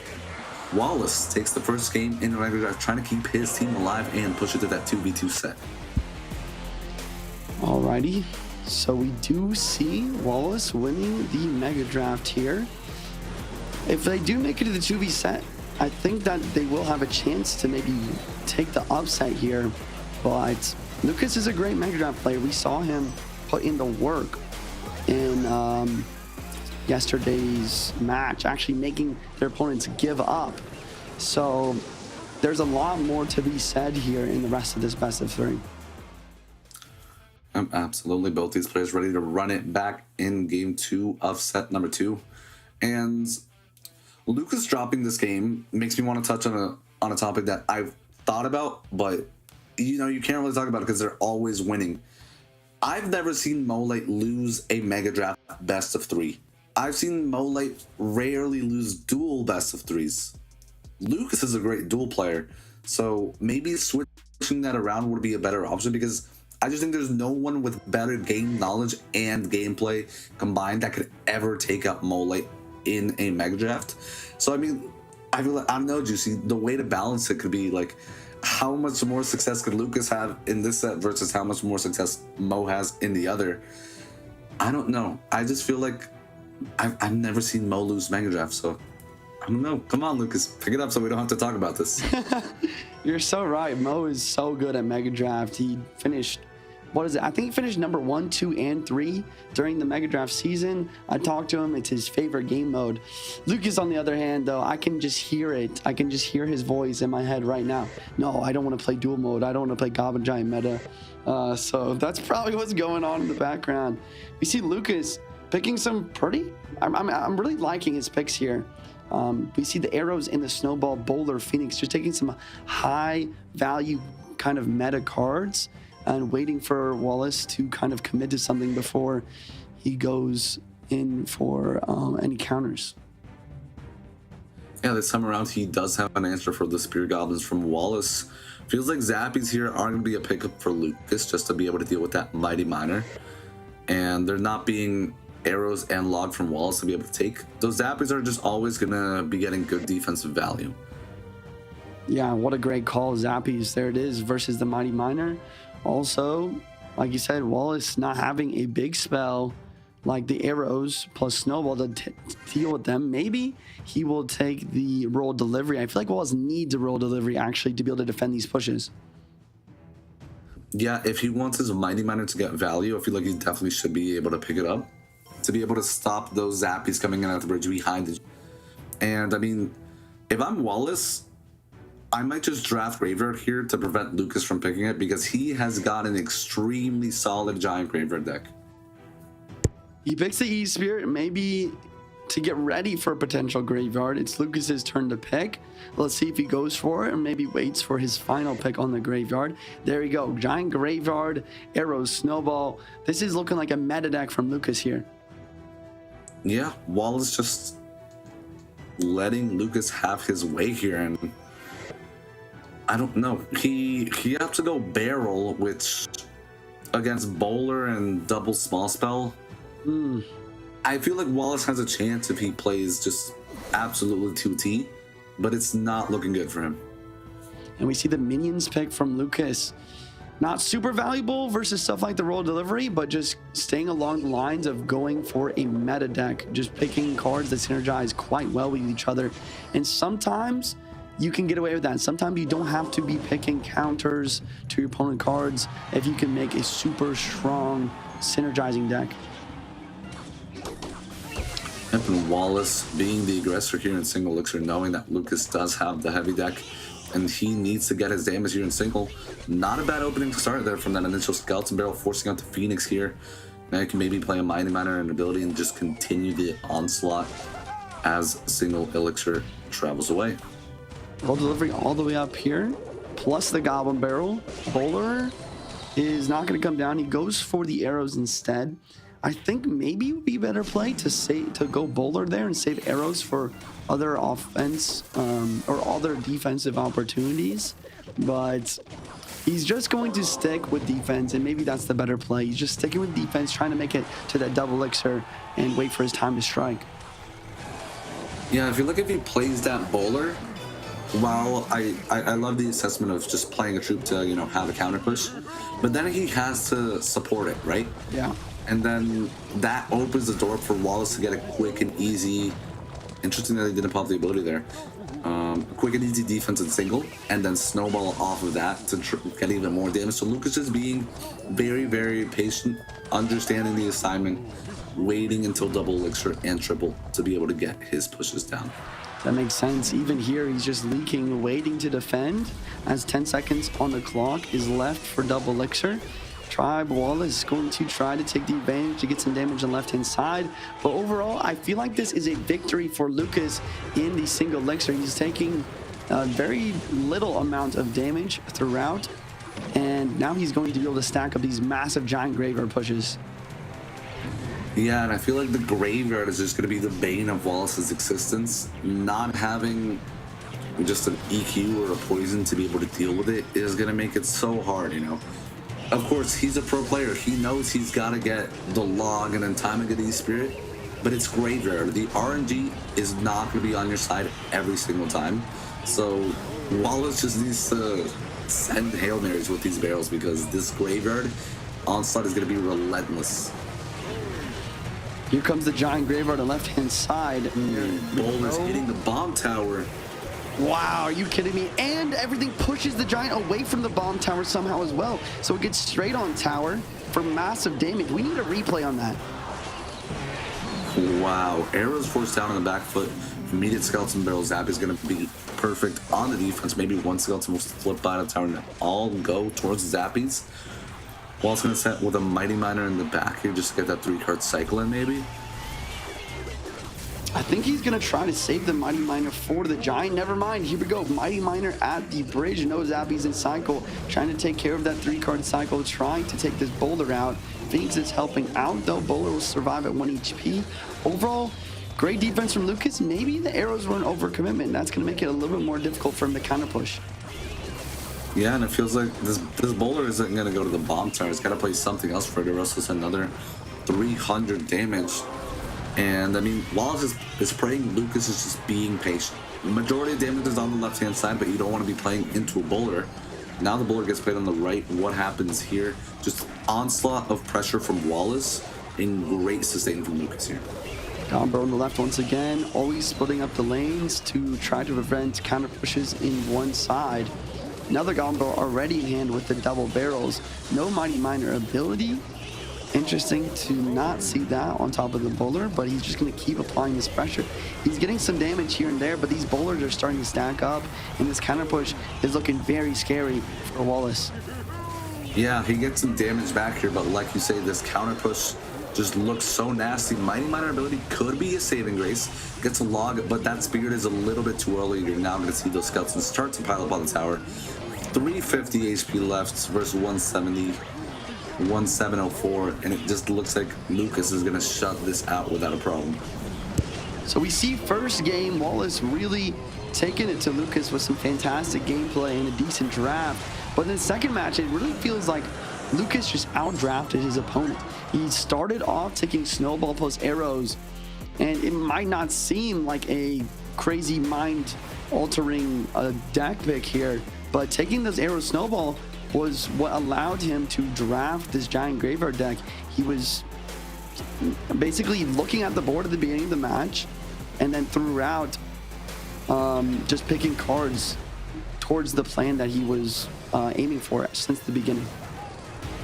Yeah, and I mean, just the replay that you asked for on this Giant that didn't go to the bomb tower, that's just unfortunate. That happens sometimes. And what else way to say just that like your luck is terrible for this game is not going good, because your bomb tower placement is good, but it happens. Sometimes it happens with a Hog Rider when you have a troop pushing it away from the building, which is even worse. Yeah, because the Hog Rider, we know it's so just dynamic and explosive. You mess that up and it's so terrible. This time around, set number 2, game number 3. Game point here for Lucas and Mo. Will they be able to take an initial tornado draft from Lucas and poison log in response from Wallace? So Lucas looks at the board, he sees the Bowler, he sees Ice Wiz, he sees some Skeleton Dragons, he thinks maybe this tornado can get a lot of value. Wallace keeping it very simple, just taking minor poison, very solid spells. Well, he took poison log, but I'm assuming he will go for minor poison later. Lucas continuing the idea, taking that Bowler plus Tornado, taking the Inferno Dragon to make sure that Wallace cannot have the best counter to the Bowler here. I'm liking Lucas's draft a lot. Wallace is responding quite well also, though. Yeah, I was going to say, I like what Wallace has open here. So far, he's in control of his own destiny. He's going to go the cycle route. He's got a great deck with it so far. He's got to pick his spells smartly, though. If he is going to go with the delivery, and yes, he does, that is going to give him the defensive potential. However, you also don't want your deck to be too stagnant on defense because of the triple spell. So he's got to be careful. He could go Hog, he could go Miner. I feel like he really wants to wait it out and just decide, because there's already a tornado on the board. Lucas is arming up for the defenses, but we already know that good micro players can find ways to get to the tower. For example, outcycling that tornado, or getting great Little Prince Valley on defense. Lightning picked up from Lucas here. Lightning, kind of a necessary pick here. It's going to be a negative elixir trade, but it is one card that is able to take off the Little Prince immediately. We might see some of that when it hits double and triple elixir time. Wallace going for the Tombstone here. I really don't agree with this pick. I'm not sure why he's done pick the Tombstone, but the Bowler is going to do a great job of taking that out. I really would prefer either a Tesla or a cannon or even a bomb tower in this situation, but maybe he's trying to prevent lightning value. I'm not sure. Yeah, I feel like that's got to be the thought process. You would argue, why wouldn't he just go with bomb tower or Tesla? So the Tombstone kind of makes sense in that aspect. Just, it's not the best lightning target. Skeletons will spawn after. Lucas going the Goblin Giant Monk lightning route, and I don't know, what can Wallace do against this? Yeah, that's what I'm thinking. This Monk is going to deflect the Skelly Dragons and the Little Prince. The Gob Giant, it's so overpowered. The Bowler plus NATO seems undefendable, and Wallace just goes for the Valkyrie. But once again, I gotta point out this Tombstone pick. I think that is the killer here. If you have the Tesla, you have a card that will not get deflected by the Monk, and it's also gonna be very solid on defense versus everything else. And Lucas just doubles down with the aggression, taking the Hog Rider here. If Wallace wins this match, I would be very surprised. Yeah, I feel like that's a really, really smart call there with the Hog Rider. I don't know how many times you or anyone else out there has played Final Form on ladder where he's got Royal Giant and Hog Rider, and sometimes the deck you're playing just doesn't have a building or the firepower to deal with those two in the same push, making it completely just overwhelming. And that's what Lucas is going for here. He sees a Tombstone, he knows the Goblin Giant's going to be able to hit the spears, knows that there's no Bowler or anything like that to push back the Hog. So really, really nice draft here from Lucas, and Wallace is going to have to play out of his mind if he wants to win this one. Yeah, we know he's capable of doing so. Here comes a Graveyard. Maybe the Graveyard is going to be what he needs to win this match. We see a NATO from Lucas. Little Prince does go down to that Monk ability, though. Overall, a decent defense, but Wallace taking the damage lead by quite a margin. Yeah, very nice initial push there with the Graveyard from Wallace. I feel like Graveyard definitely is his saving grace in this one. No logging of that nature just besides the Tornado from Lucas. So, I mean, I don't know. It feels like Wallace kind of wants out those aggressive pushes from Lucas and just counter push off it with the Graveyard because there's no small spell. No small spell and no guards or goblins or any really solid counter. But this is what we talked about before. Bowler, one of the best counters to Tombstone, taking that out. Skelly Drags doing their best to try and deal with everything. I like this Valkyrie. These Skelly Drags are kind of getting taken out by these Spear Gods as the lower tanks. Overall, though, Wallace up quite a bit of damage still with a fantastic defense. Yeah, those Spear Goblins were a nuisance there for Wallace, surviving and taking out the Skeleton Dragons basically completely. Lucas goes in with a Monk, is going to be able to get a good reflection here. How does he follow this up with a Hog Rider? Little Prince does not lock onto the Monk, though. Yeah, I really like that play there. And this Little Prince is fully charged up, getting so much value. Hog Rider still finds a way to hit, but I'm sure we'll see a Graveyard maybe on this counter push. No, I really like the decision not to Graveyard, actually, because he was down a bit of Elixir. It could have been a scary situation. Yeah, there we go. Oh. Yeah, that was it. I love that decision from Wallace because he opted to just get a Little Prince ability down in order to get value out of it. You see that it basically killed the entire Goblin Giant, and then he punishes in the other lane. Honestly, I think he should have gotten a lot more damage than that. RNG just not on his side there. Yeah, I really like the Skeletons placement from Lucas, playing in the spot where Skeletons could spawn directly on the tower, and then cleaning up the right side of the Graveyard with the NATO. Really good micro from Lucas there. That's one of the most difficult things in Clash Royale for me, is dealing with those Graveyards kind of reactively, because there's no set pattern or way that they spawn. There's no set way to defend it, so you really have to kind of make it up as you go. Yep, and instantly a punish once Wallace sees that Goblin Giant on the left-hand lane. And I mean, that's going to be the story to go, the way he wants to go every single time. Tombstone's going to come down here. There's no small spell, or he's just going to log this back. Goblin Giant does get one shot. Plans to assume that damage. Lucas, we thought he had a lot more comfortable of a match than this. This Bowler here is going to take out the Tombstone. Goblin Giant Hog Rider needs to come in. Yeah, maybe the Hog Rider was a little bit of too trolly of a pick here. Maybe if he just went for something a little bit more solid, his Graveyard wouldn't be causing him such problems. Wallace doing a great job of taking advantage of the graveyard as his win condition. Here comes another one on the right hand side. Interesting that he didn't block that Valkyrie at the bridge with the Monk. Now he's got to spend the Tornado on defense. Waiting and waiting and waiting. No Tornado here. Just opting to go all in, and yeah, just not defending the graveyard enough. Yeah. It all came down to not blocking the Valk. Yeah, you're absolutely right. If he blocked at the bridge there, it could have been a much different story. But the current story is Wallace taking the 2-1 versus Luke's X Gamer. I believe, right? Did he just win the set, or? Yeah, that's a 2-1. Yeah, 2-1 here. The graphic not updated yet. That's on me. But 2-1. We are forcing to the 2v2. And, I mean, I got to put you on the spot here. Who do you think is going to be taking this 2v2 set? I mean, I think they're both great, but for me, I got to pick Mo and Lucas here. You know what? You'll go with Mo and Lucas. I'll go with Arden and Wallace just to have that sake of discussion. Honestly, maybe I'm going to be praying for the downfall of Mo and Lucas and then be like, I'm a genius. It should have been Mo in the Mega Draft. That's the way I'm going to go. So Arden and Wallace just going to be proving my theory right from the get-go. Looking at our initial draft board, you see, how do you feel that this draft went out? Any other picks that you would have made? Yeah, I think the biggest thing is that you just have to take guards instead of this Hog Rider. I think Lucas thought he had the win in the bag based off the draft, but Wallace with a surprise graveyard last pick. I said it so many times yesterday, in Mega Draft, obviously you need to make sure you have a counter to every win condition on the board because you don't know which one your opponent will take when it comes down to it. And looking at Lucas's deck, that Hog Rider spot, it's not going to counter graveyard and nothing else in his deck does. So maybe it guards or even something like Skeleton Army, maybe even Spear Goblins could have been enough to be able to win this match for him.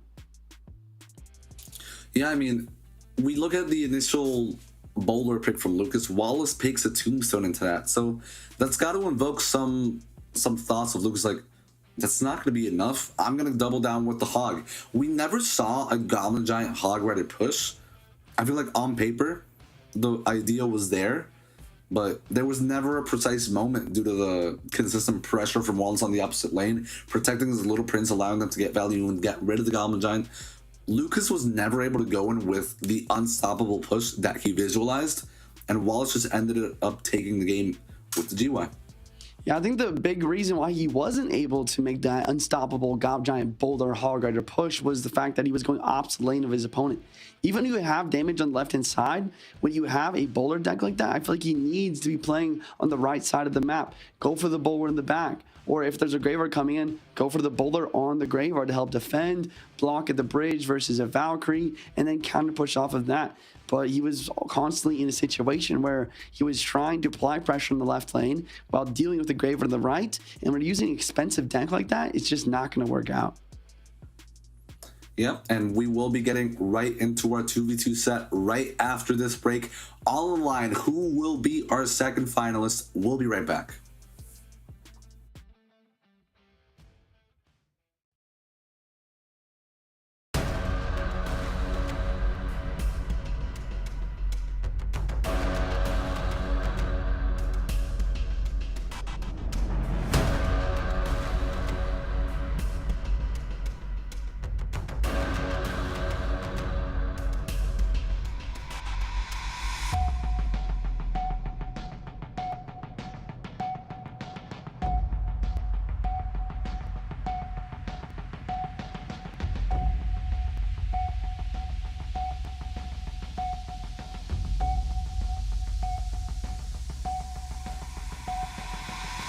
The Snapdragon.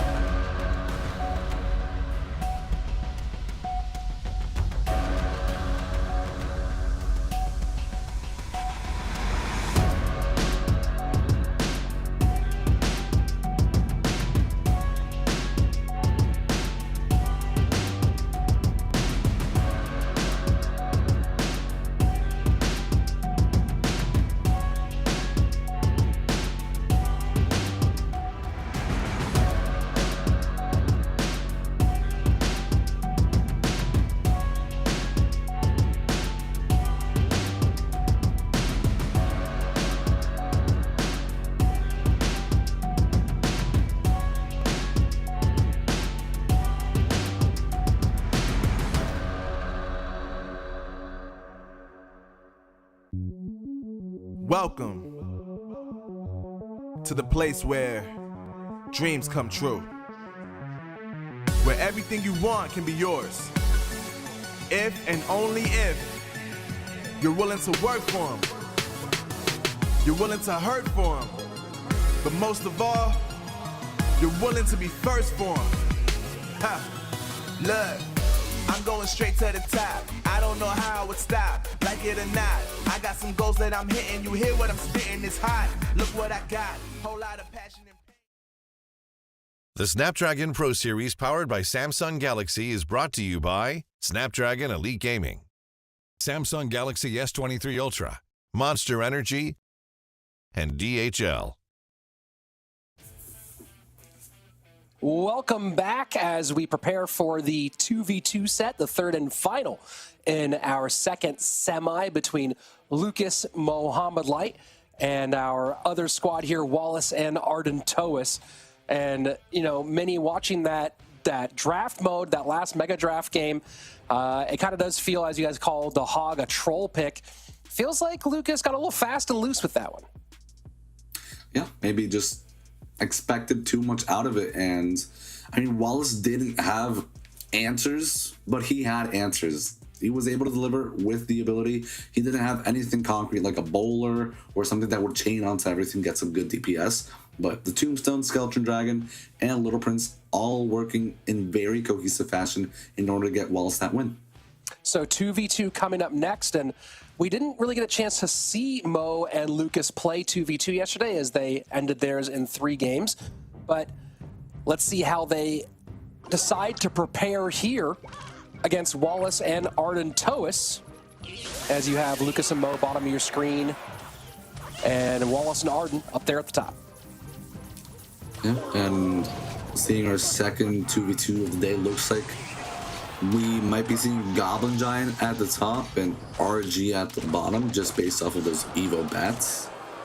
And I mean, we saw this matchup go down in the previous set. Goblin Giant was able to do it. Let's see how this one plays out in this one. And one of the things I do really love about 2v2, and we talked about this a bit yesterday, is how certain cards get more shine in 2v2 because you're able to find the utility opportunities for them and you're not worried about taking one of the 8 spots out. So like Lumberjack certainly has gotten a little more popular as of late, but Lumberjack Ewiz, 2 cards that are getting a lot less play, especially the Electro Wizard in standard play right now, kind of getting their moment here as you see in 2v2. Yeah, and I mean, when we talk about that Lumberjack being so prevalent in 2v2 with it, I mean, it's just got to be because there's double the amount of troops to be raging up, just getting double the more value. It's not something we don't see Lumberjack Hog Rider anymore in 1v1. There's just better alternatives for it. But in 2v2, paired with a Goblin Giant, paired with a Royal Giant, paired with Balloon, it could be so devastating due to the amount of troops on the board. Interesting to see Lucas and Wallace going with Goblin Giant here, as we've seen Goblin Giant struggling in 2v2 a little bit. They ran double RG yesterday along with a Mortar, Evo Mortar deck, which was really interesting to watch in their match against Sosa and Bob the Rock. But this Goblin Giant getting in deep. Very deep. That lightning was very well timed before the monk could get the reflection. Evo bats are putting in work on the Phoenix. Does get taken out. Fireball comes to clean up the egg. So far, Lucas and Mo in extreme control of this one. Lumberjack in the opposite lane to pressure with a Royal Giant. And that Fisherman gets pulled as well, meaning that bowler is going to get pulled. It seems like all the interactions are going right for Mo and Lucas here. Well, for a moment, they're going to get 1, maybe 2 raged up Royal Giant shots, but now they're a little low on elixir. They have Goblin Giant coming down with Fisherman and the Evo Archers, and this Goblin Giant is going to get pulled into the King Tower, but as we often say, at what cost as the Spears continue to work that right-hand tower. Arden and Wallace with a potentially insurmountable lead as we go into sudden death overtime. Yeah, we see once again Goblin Giant really being able to take it against Royal Giant. Mega Knight at the bridge, Goblin Giant at the bridge. Fisherman is going to lock onto the Mega Knight. Fisherman is going to lock onto the bomb tower from Arden and Wallace. Goblin Giant should have a free path to tower here once this Fisherman goes down. It stays alive though, Tornado to keep everything in check. Bowler barely not getting the shot on tower as well. One of the big things that it feels like Mo and Lucas have to do now against these Goblin Giants is not let those spear goblins lock on to that tower. And here you go. There is a healthy bowler. Fisherman behind. Archer's being dealt with by Skelly's on the right-hand side. That Archer does not get a shot here. Lightning in. Is there a second Royal Giant behind this for Lucas and Mo to capitalize on this moment? We have not seen Mohamed Light play his last card yet. He had plenty of elixir. Instead, here we go. Now he goes with the Phoenix. Royal Giant down. Electro Spirit to try to clear some stuff out. It's going to get one shot here, but they are still far behind as we go to triple elixir, and the spell cycle begins for Arden and Wallace. Yep, we'll see if that fireball does get punished. I feel like there wasn't the need to fireball there. Maybe wait for Arden to get back around to the lightning. Just kind of opening up the window of opportunity a little bit for Mo, but it's going to be shut out. Fireball does get cycled before the lightning. Ardentos and Wallace up 1-0 against our reigning defending 2v2 champs. A really nice performance from the two of them, and this is one of the big starts here. You see the Rage Lightning drop together to clear off the building, clear off those minions, or clear off the, what was it, clear off something else, and just kind of cut a path. But then this was the big chunk where the spears were already on tower. Goblin Giant gets pulled for a King Tower activation, but again, too little too late. And once you're in triple elixir, able to spell cycle down a little bit, and that's a very nice performance from Arden and Wallace, who currently on the weekend at least are undefeated in 2v2. They went 2-0 against Sosa and Bob the Rock, and now looking to make it a clean 4-0 in the duos and hopefully turn themselves into finalists here at the Snapdragon Pro Series. Yeah, we talked about it. Wallace and Arden, one of those contenders to be able to beat Mo and Lucas in a 2v2 set. Great job so far. Love the Goblin Giant deck pick. Maybe expecting Royal Giant from Mo and Lucas just because it's so dominant. Still believe it's the best deck, but looks like Goblin Giant is its Achilles heel. Well, we saw yesterday, of course, as I mentioned, the double Miner Mortar deck where they ran Evo Mortar and Evo Archers as two of their options. I don't see them trying to outplay a cycle matchup here against Mo and Lucas. Yeah, I don't know if that's the way to go. You got to be very cautious with the decks that you pick here in 2v2. Sometimes you just see players going with a deck pick that doesn't really give of a chance in that matchup. So just gotta play to your strengths, gotta play to what's strong in the meta here. So far in this mini meta, we pretty much only have 2 to 3 strong decks: Goblin Giant, Royal Giant, and maybe a Miner, like you said. Now, one of the interesting things here, we've seen a big drop in, and that's a drop in the use rate of the Inferno Dragon, which was kind of all over the place in some of our previous metas. And is it primarily lightning that's the problem on why we're seeing so much less Inferno Dragon? Fireball seems like just as common with Goblin Giant, but Inferno Dragon seems like with some of the beefy stuff here, obviously the Inferno Tower has its drawbacks. Why is Inferno Dragon not getting into the mix? I feel like it just doesn't get the value that you expect from it as it does in 1v1 because there's double the amount of elixir to play with. Feels like every time your opponent is sending a big push, they're comboing it with spells. They're never just leaving it alone. And that basically renders the Inferno Dragon useless. It's kind of just inviting your opponent to play spells. It really gets 0 damage until it heats up. And if your opponent plays a Lightning and then maybe a Fireball, it's not like a Baby Dragon or a Phoenix that's going to be getting DPS while it's getting hit by that Fireball. It literally gets 0 damage until it starts to heat up. So that is one of the major drawbacks to Inferno Dragon in 2v2. And also, like you mentioned, we have been seeing a lot more of Ewas as well in 2v2. So 2 little drawbacks against it there. An interesting situation here where it looks like Mo and Lucas may have just gone straight copy deck of what their opponents were playing, and much to my surprise, Arden and Wallace rolling out that double Mortar Miner deck for game number 2 here. So both sides kind of bucking convention, bucking expectations. And let's take a look at, when we think about the matchup, double Goblin Giant for Mo and Lucas. Expect there should be a Mega Knight in here as well. Double Little Princes, a Mega Knight, a Bowler. And then this Mortar Miner deck, running double Mortar, running Bowler, running Phoenix. Thoughts on how this matchup shakes up here, Minnie? Yeah, so far it looks like Wallace and Arden do have answers for this Goblin Giant combo. However, once we get into double elixir, we are going to be seeing spells flying all over the place, and I feel like eventually it's going to come to the point where the miners aren't doing enough damage compared to the onslaught of Goblin Giants. So hopefully they can get something going, maybe some Evil Mortal Lots Tower, because it's going to be super difficult as the game goes on. And that Rage ended up opening up a nice little bit of damage there on that left-hand lane, as the Little Prince will also face off against the Bowler. Evo Mortar down, Miner goes into the safe spot as Poison comes out to help, and going P.E.K.K.A rather than Mega Knight is Mohammed and Lucas.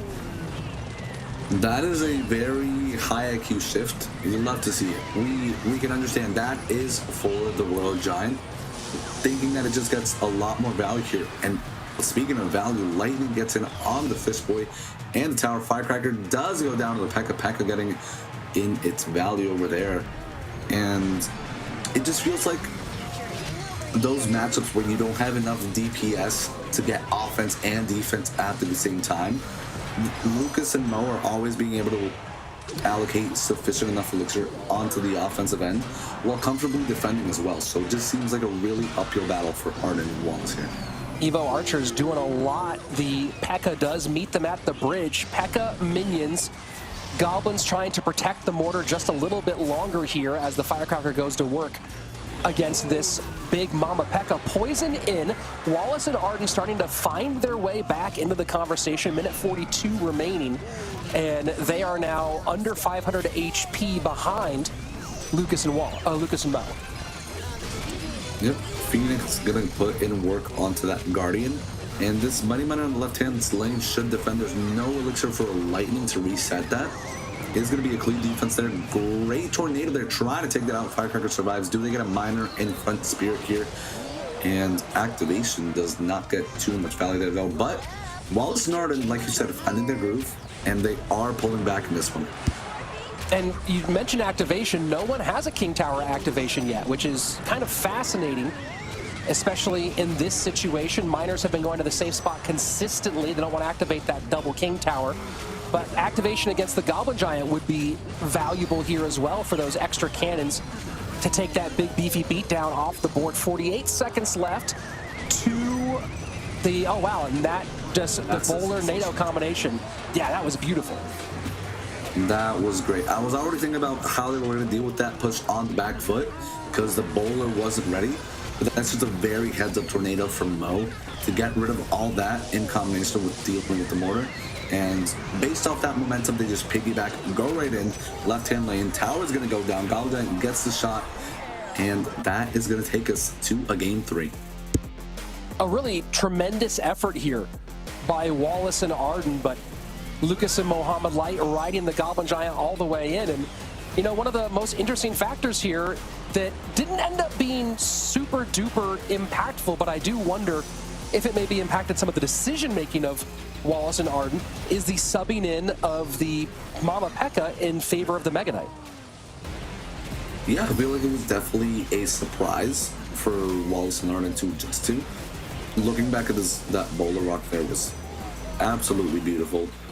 And I mean, yeah, the P.E.K.K.A provided a very different aspect than the Mega Knight. You can place it on top of the Miner, take it out basically instantly, especially if it's not placed in the safe spot. And then you can counter push off that. And that's what this Goblin Giant really looks for. Split pushes and taking advantage of elixir advantages, flop a Rage, and if there's no mortar to cycle, there's not enough DPS to support the mortar, because then it gets spelled down. Goblin Giant Rage, even in 2v2, it's finding a way to get things done. And you know, I have to say I'm a little surprised here to see the Goblin Giant in 2v2. We kind of thought that with the amount of coverage you could make, you could shut down Goblin Giant, but now we have 2 matches in a row, 2 games in a row, where the double Goblin Giant comes out on top. So I guess the big question now, Minnie, as we go into game number 3, do you try to ride the Goblin Giant all the way to the win and to our grand final, or do you try to snipe and create a hard counter against a Goblin Giant and risk being counter-sniped? I mean, look, it's a game of cat and mouse. Do I join them? Do I counter them? What's going to happen? We had a similar instance with Royal Giant, and they were like, Royal Giant's so dominant. Why are you going to switch up? Then we saw this Goblin Giant deck be introduced. I don't think there's anything to counter this Goblin Giant right now, especially on the fly. You're in between games. You're in a decisive set. So might as well join them. I expect a mirror matchup here in this last game. However, we could see some Royal Giant tossed in there as well. But it just seems like Goblin Giant just takes the victory against them. It has been pretty nasty for a while, and as we have recently gotten the announcement that no balance changes are planned for the month of December, and a lot of people are putting into their wish list for the holidays that maybe that decision gets upended, at least in the case of the big green nasty. Here we go. Game number 3. Winner guarantees themselves a minimum of doubling their money from $1,000 to $2,000 and a shot at our $4,000 top prize as Vtor and Surgical Goblin wait to see who they'll be facing in the championship. Yeah, and it is going to be a mirror match between Goblin Giants here. For those of you that can't tell or wonder why we can tell so quickly, you know, they have fishermen, they have support troops. It's because of the Evos. Evo Royal Giant is always going to be rocking that Evo Royal Giant to the amount of value that it gets. As soon as you see those Evo bats, Evo archers, you can already know that it is Goblin Giant. And I mean, Rich, we predicted it.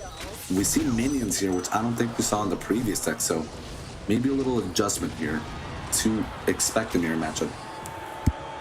And no second spell yet to clear off the Little Prince on the left-hand side, so giving an opportunity for a little pressure play, and instead just going to let that one die is Arden Wallace. So sticking with the P.E.K.K.A. adjustment here is Lucas and Mo, maybe anticipating they'd be against the Goblin Giant and wanted to have the extra single target damage. Let's see if Arden Wallace follows suit or if they go Mega Knight. If they go Mega Knight, that might be the game-deciding situation. Absolutely, but it does look like a very consistent copy-paste. The initial use of this P.E.K.K.A. does open the door for Arden and Wallace to go in with the second Goblin Giant right now, especially because in Double Elixir, you're not going to get too many chances for that. Fisherman is going to get pulled here, and oh no, both bowlers get pulled, and just mere interactions all across the board. A little bit of leakage here out of Arden Toas. Goblin Giant immediately going to that left-hand lane. And keep an eye on some of that decision-making, and if it takes too long here. And Arden Wallace are going Mega Knight, so this is kind of a fascinating choice. It seems like it'll be easier for a King Tower activation against the Mega Knight, obviously against the Goblin Giant. It's very doable. Let's see how Mo and Lucas choose to control here. And Little Prince stays on. That's the fastest I've seen a P.E.K.K.A. go down without being targeted by an Infernal Dragon or a Sparky in my life. Evo archers are crazy. They are exceptionally strong. That's unquestionable here. As we go to the final 15 seconds, the lead right now for Arden and Wallace by a 340 HP if you look bottom right to top left. And what will be the deciding factor? We saw that P.E.K.K.A. not really be consequential. We'll see if maybe Lucas and Mo figure out a way to remove that damage as an obstacle when it is working on defense. At the moment, though, they are finding themselves falling behind and with a pretty big push coming down both lanes. And these Little Princes and Evo Archers in the middle are going to be, I feel like, difference makers in this game. They can get so much value just sniping from the bridge. We see a ton of damage come down on the right-hand sniping.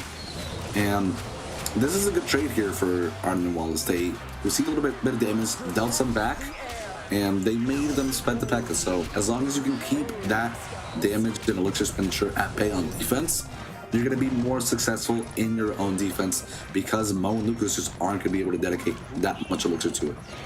How do Mohammed and Lucas handle the Fisherman? Because right now, the Fisherman and what it does to a P.E.K.K.A feels like it's much more devastating than what it does to a Mega Knight. Yeah, it's one of those things, especially when it's behind the Goblin Giant. It's kind of like when you play Royal Giant. Oh, great fireball. Goblin Giant gets taken out, does not get the shot on tower. Switch up here, defensive Tombstone and Fisherman gonna come in. Spells need to start flying from Arden Wallace. There you go. Fireball. Goblin Giant is getting damage on the tower. That could be huge. And the spears as well. This is going from bad to worse. 30 seconds left. Mo and Lucas have to put the pedal to the metal, and their opponents know it. Fireball in for the Evolved Archers. Is there a rage? Fisherman is distracted. Lightning in. And oh my word, what a come from behind victory. Mohamed Light and Lucas feeling the end nipping at their heels, and they go ahead and put on the pressure to take the last second win. Yeah, that was a very, very nice comeback. Look at how quickly this P.E.K.K.A goes down to Evo Archers, minions, and that Mega Knight. That was insane. But it felt like the dynamic of the game changed throughout. It felt like Lucas and Mo were on the back foot while were in their groove up until triple elixir. As we approached triple, it seemed like Lucas and Mo started to figure it out and get those counter pushes going. A 1 HP bowler here just getting absolutely so much value. A Goblin Giant in the opposite lane to pressure gets a little bit of damage, but in the end, they were able to translate the counter pushes into 2 Goblin Giants, making it to the tower. Spells were flying in. Evo Archers were getting fireball down. No real DPS or pulls against those Goblin Giants. And that's that. Well, that's the big thing you saw there at the end, the high Fisherman. And that last exchange, getting distracted by the Little Prince, getting distracted all over the place, and unable to get involved with the second Goblin Giant that came through, busted all the way to the tower, ended up taking everything. So, you know, the Fisherman and those deep moments, the Fishermen are actually become important. And in this case, Fisherman not able to do it for Arden and Wallace. So here we go. We have our final all set and ready. Let's take a look at the bracket. And on one side, you have the 2019 Team Liquid World Champion Captain Surgical Goblin alongside now 4-time world finalist Vtor 75, and Vitor's teammate from that first season of World Finals at Pain Gaming, Lucas Gamer, 3-time world finalist, paired with our 2022 world champion in Mohamed Light. So a matchup of titans coming in our grand championship, and it does feel like we have the 2 most dangerous teams here, but we're going to have to wait to see them. Our grand final comes to you in just a couple of minutes. Don't go anywhere.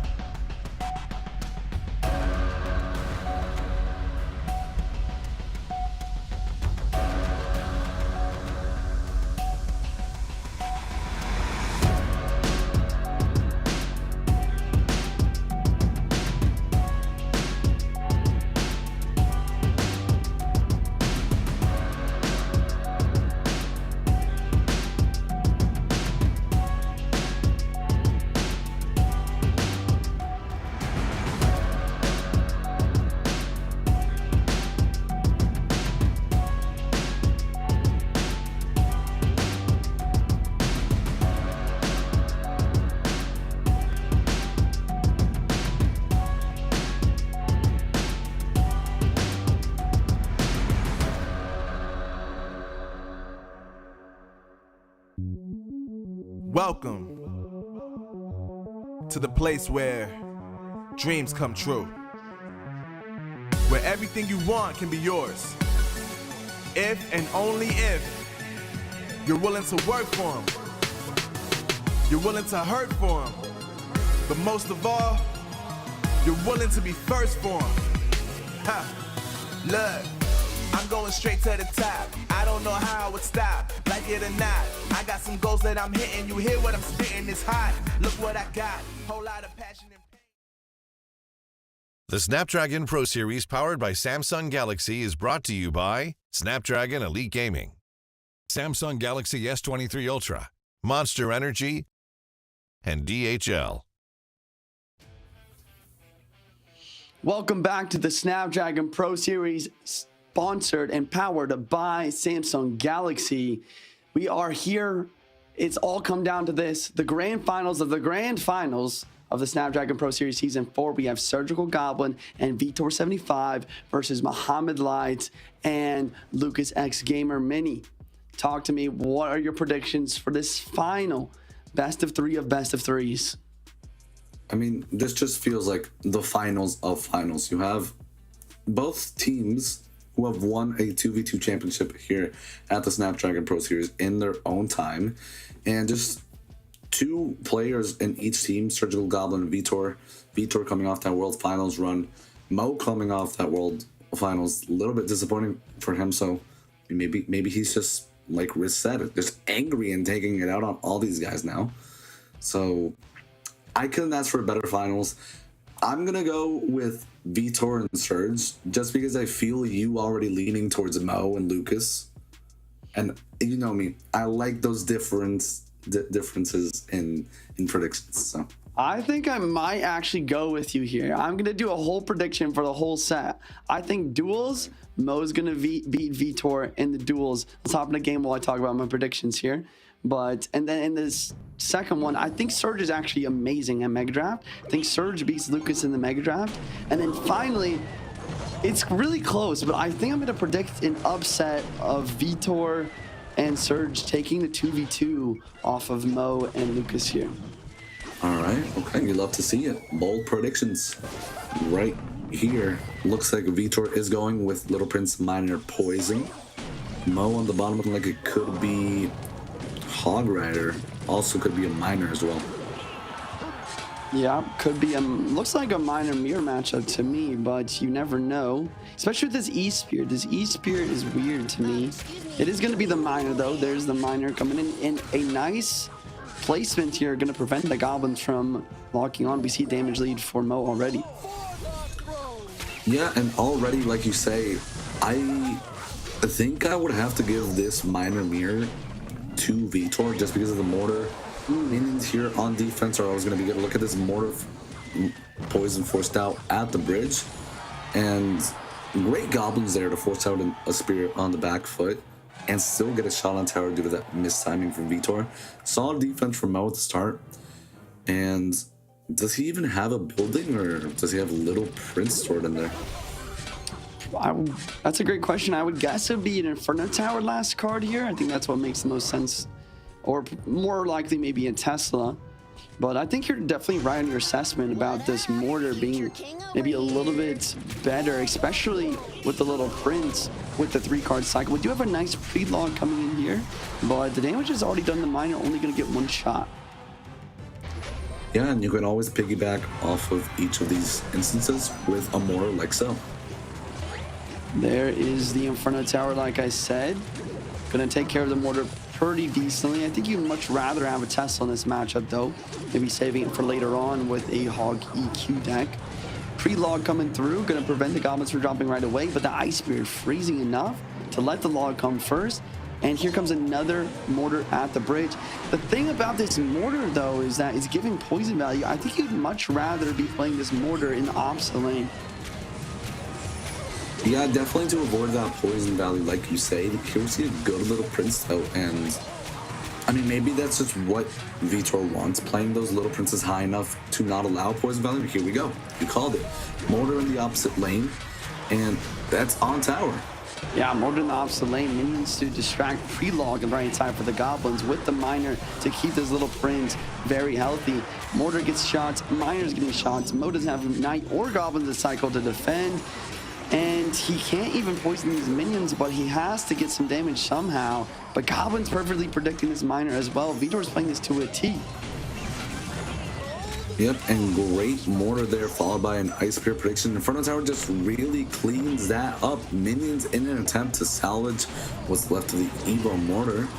And I feel like now is a good time to drop in a Miner, trying to bring it back into the range. Not gonna lock onto the tower as the mortar, but very, very good try there from Vtor. Yeah, I feel like if you play that Miner a little bit further back, maybe more centralized, that could have happened. But great defense from Mo, as always. Vtor still in the damage lead by quite a bit. Miner getting a couple of shots. Poison going to even this up quite nicely for Mo. And here we go. It is a back and forth. Little Prince gets protected with the Guardian. Mortar going to lock on to that Knight, knock it on tower.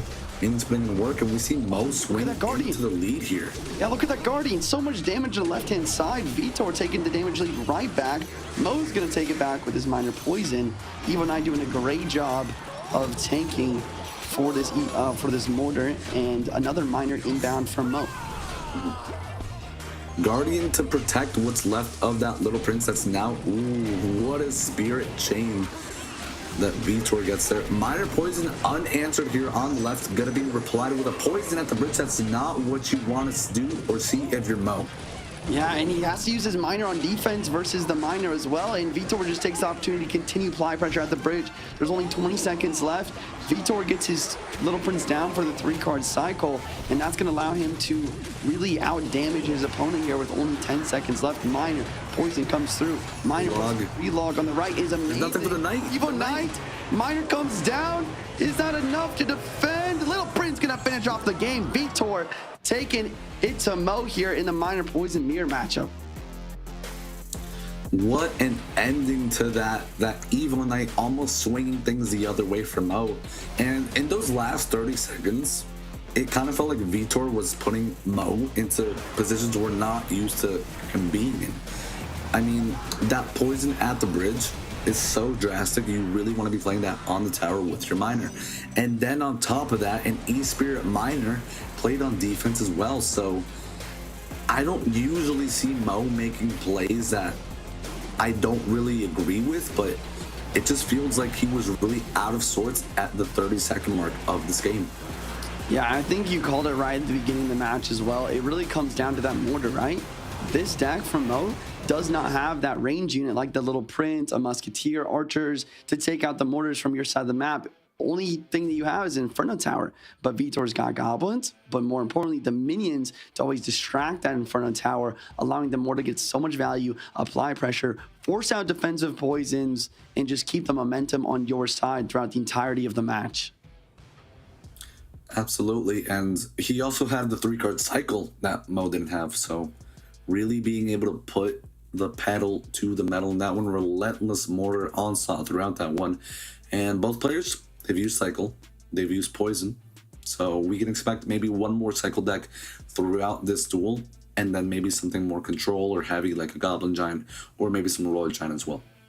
Yeah, Royal Giant Tombstone Fisherman seems to be what's worked for Mo in the previous semi-final. Maybe he'll bring that out, expecting some Goblin Giant to counter that once again with the Phoenix variation. On the other hand, I don't think it's out of the ordinary to see Mo maybe play Goblin Giant as well. I'm sure he's not a fan of the meta, but it's the meta for a reason. I wouldn't be surprised to see that either. Once again, it is Vtor 1-0 to Mo right now. Mo needs to win the next match to force to a game 3. But either way, it's not over till it's over. There is best of 3 sets. It's duels, Mega Draft, and 2v2 if needed for all of you back home that are just tuning in. Yep, and we are about to get underway into our second game of set number 1. Keep in mind, these guys are playing for high stakes. The winner of this set will be able to buy 1 Cybertruck tire. Since it is a duo, they'll be able to get half of that Cybertruck, creating a cyber bite. So big stakes here on the line for both of these teams as we await deck number 2. We know Vtor, he lives in Portugal. He could use a cyber bike to get around the streets, get back and forth wherever he needs. So I just know, Juicy, these guys are all in it to win it here. Yeah, if you guys want to join tournaments like this in the future to have your own chance to win big prize pools like this, join the Discord. Snapdragon Pro Series is discord.gg/Snapdragon Pro Series. Also, follow us on all the social media at ESL Mobile, on Instagram at ESL_mobile for a chance to play in tournaments like this. Not just Clash Royale, but Clash of Clans, Brawl Stars, and a variety of mobile games. And we are going to be heading in the game here. Can't wait to see what decks we see in game number 2. Looks like we see good luck from Mo. Like Minnie said, there's probably not a lot of cycle left after seeing some spirits and some goblins, but there is skeletons and other spirits available, so maybe one more cycle deck in this best of 3. We do see Mo come out with it right now. Hog Earthquake. Q, or maybe Piggy's the Q, but most likely that Hog and Q, especially with that Firecracker, and maybe Graveyard or Lava Hound from Vtor with the Evo Archers. Yeah, Vtor actually is one of the best lava players in the world. According to Royale API, he's actually #1 in Lava Hound for Clash Royale League 2023. Doesn't seem like that's going to be the case in this situation. We do see another Tombstone Royal Giant Skelly King with Mother Witch Evil Archers variation this time. Skelly King and Mother Witch going in. Shades of a Royal Giant deck, but I don't really know if the Evo Archers are that much better than Evo Royal Giant in the deck. Who knows? Maybe we'll see it here. But this Skeleton King really, and yeah, there we go. Vtor opting to go with Evo Archers as opposed to Evo, and great use of the Royal Giant here when that bomb tower is not in cycle to get damage on the tower. Here's the counter push. Hog Rider inbound. Go to Archers. On the Mighty Miner. It's not on the Mighty Miner. I thought it was too, honestly. Somehow able to pull this Hog Rider to the King, and Vtor will stay in the damage lead for now. I think the biggest thing to note here from Molight's deck is the fact that he's used Log previously in the duel, so he's forced to use Snowball here. That Snowball is making it a lot more difficult for him to defend those Royal Giants. And that is a great fireball. No Skellies in cycle either to get that pickup. So much damage coming in for V in single elixir. Motherwood's going to pick up the Skellies now as well. Yeah, and we're seeing another bomb tower forced out on something other than the Royal Giant. So Vtor going to be up damage on both towers here, and he has Evo Archers in cycle. It's going to really stall Mo from really making any plays. Firecracker gets fireball down. Should be back to that Evo Firecracker once he gets back to it. Will we see an RG here at the bridge? Doesn't ability get popped as well? No. Evo Archer stays alive, but the Snowball plus EQ is enough to take it out. Motherwood's going to come down here at the bridge. Yes, no, maybe. No, it's Archers that could put in work onto this Mighty Miner Snowball used on defense as well. And like you said it, Juice, it is that Log being used in game 1 that's being so efficient for Vtor here in this game too. Yeah, I mean, we talked about how it cannot be back to RGs like a Log can, but I also want to say EQ plus Snowball does not kill the Mother Witch, which is why Vtor is able to just play this Mother Witch in the back. Earthquake will come down, but finishing the Mother Witch off could be difficult later in the match. Definitely something he will look for in double and triple when we get to those double RGs come down the lane. Miss fireball on the Firecracker. Really? And it doesn't get pulled either. Oh, this is turning very sideways, very fast for Vtor. Hog gets the shot. Hog Rider gets the shot. Mighty Miner at the bridge. Evil Archer is set up for the defense. Fisherman going to be locking on the Mighty Miner, so a Tombstone is forced to come out. Hog Rider does get to the tower once again. Firecracker going to get taken out by the Evil Archer with her last breath, and Vtor needs the damage, so he's going in the counter push. Barbell to take the aggro of that bomb tower. Skellies and bomb tower plus Firecracker will be able to finish it off as we get into our last minute here. Hog gets a shot. Firecracker gonna line up and get another shot on the tower, and it just seems, Juicy, like this game was all in Vtor's hands. But one missed fireball was enough to change the match. Yeah, you're so right. That one missed fireball just shifted the momentum. With 3-card cycle, the Mighty Miner, he's back to the snowball immediately. The RG push looks scary, but Mo knows he can finish it off before that is even a possibility. And we see it 1-1 in the best of 3. Here's the replay. We saw this very pivotal moment where Vtor was able to get that King Tower activation. And from here, we thought he was going to win. He's got the tombstone, he's got the fish boy for the defense, and he got this massive amount of damage as well on the right-hand side. Yeah, absolutely. Just kind of unfortunate situation for Vtor, especially this fisherman that was supposed to correct the mistake and didn't pull the firecracker across the tower. That's one of those interactions that, I mean, it's like what we said in the Giant Graveyard matchup where the Giant got pushed away from the bomb tower. It's just unlucky. Sometimes it pulls it across, sometimes it doesn't. And this time around, it just puts Vtor and throws away all his momentum. Another thing I got to point out is that Skeleton King at the end. Maybe if he played it directly on top of that Evo Firecracker instead of playing to the side, he could have survived that push and lived to make another RG push. But after that huge, massive Evo Firecracker connection, Molai was able to use that Mighty Miner perfectly to get back to EQs and snowballs to finish off the game very quickly. I gotta give a shout to Mo as well. His micro in that match, Skeleton surrounded the Skelly Kings, saving the Mighty Miner for the defenses and distracting those fishermen were perfect throughout the match. I mean, the 2022 world champ doing what he does best, getting that damage and then defending perfect after that.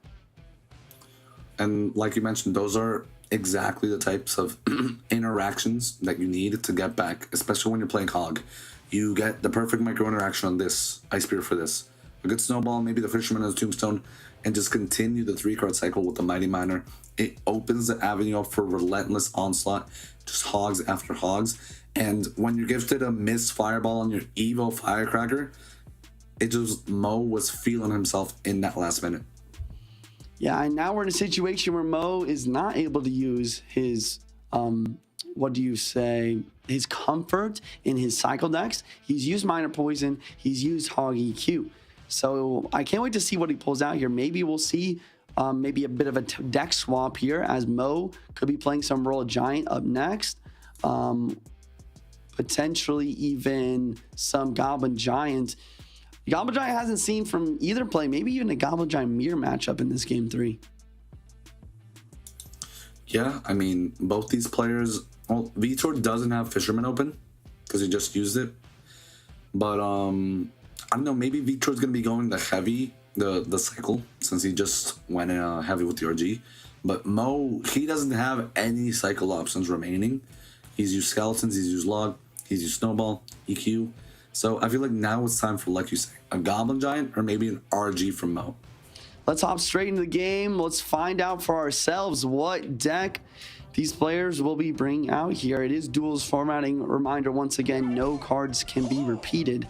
Vtor with the Knight in the back, maybe going to some cycle, like you mentioned, maybe some Hog EQ himself, and Mo with the Phoenix in back. I can't help but think this is going to be a reverse of the matchup. I think this is going to be Royal Giant Control versus Vtor with the Hog EQ this time.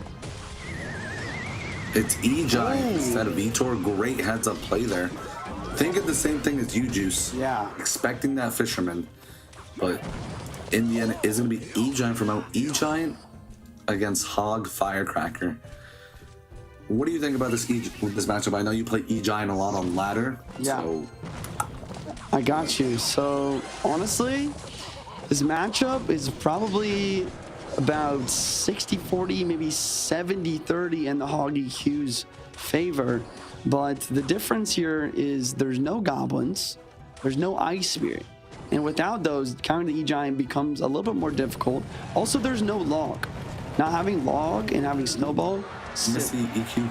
Oh, he did miss his EQ. I feel like you can't be making mistakes in matchups like this.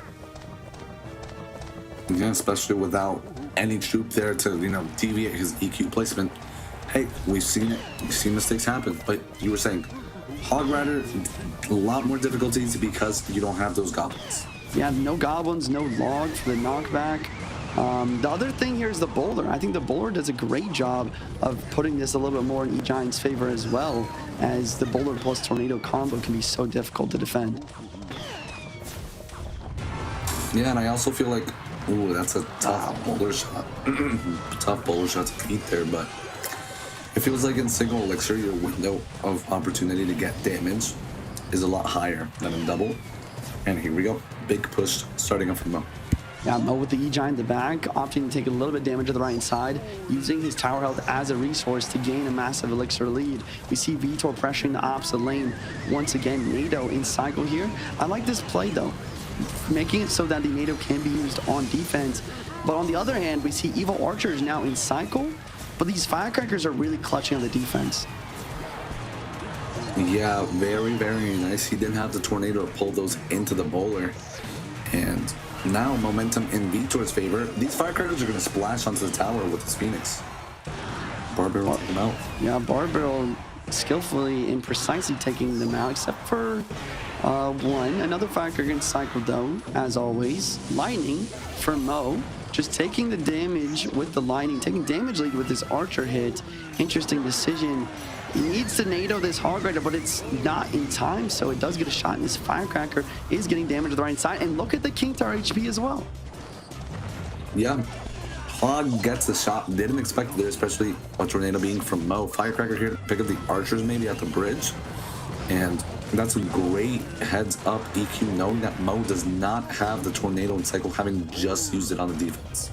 Snowball comes through, making sure that Hog Rider does connect for a shot. Firecracker, bit misclicked in my opinion. Maybe a Barbarrel is going to come over the river. Vtor knows the Barbarrel is going to come over the river though, so he plays the Inferno Tower to the left side to prevent that Barbarrel from distracting. Evil Archers stop the Hog shot, but Inferno Tower still alive, kills the bowler. Evil Archer's a threat, but he's got Knight in cycle.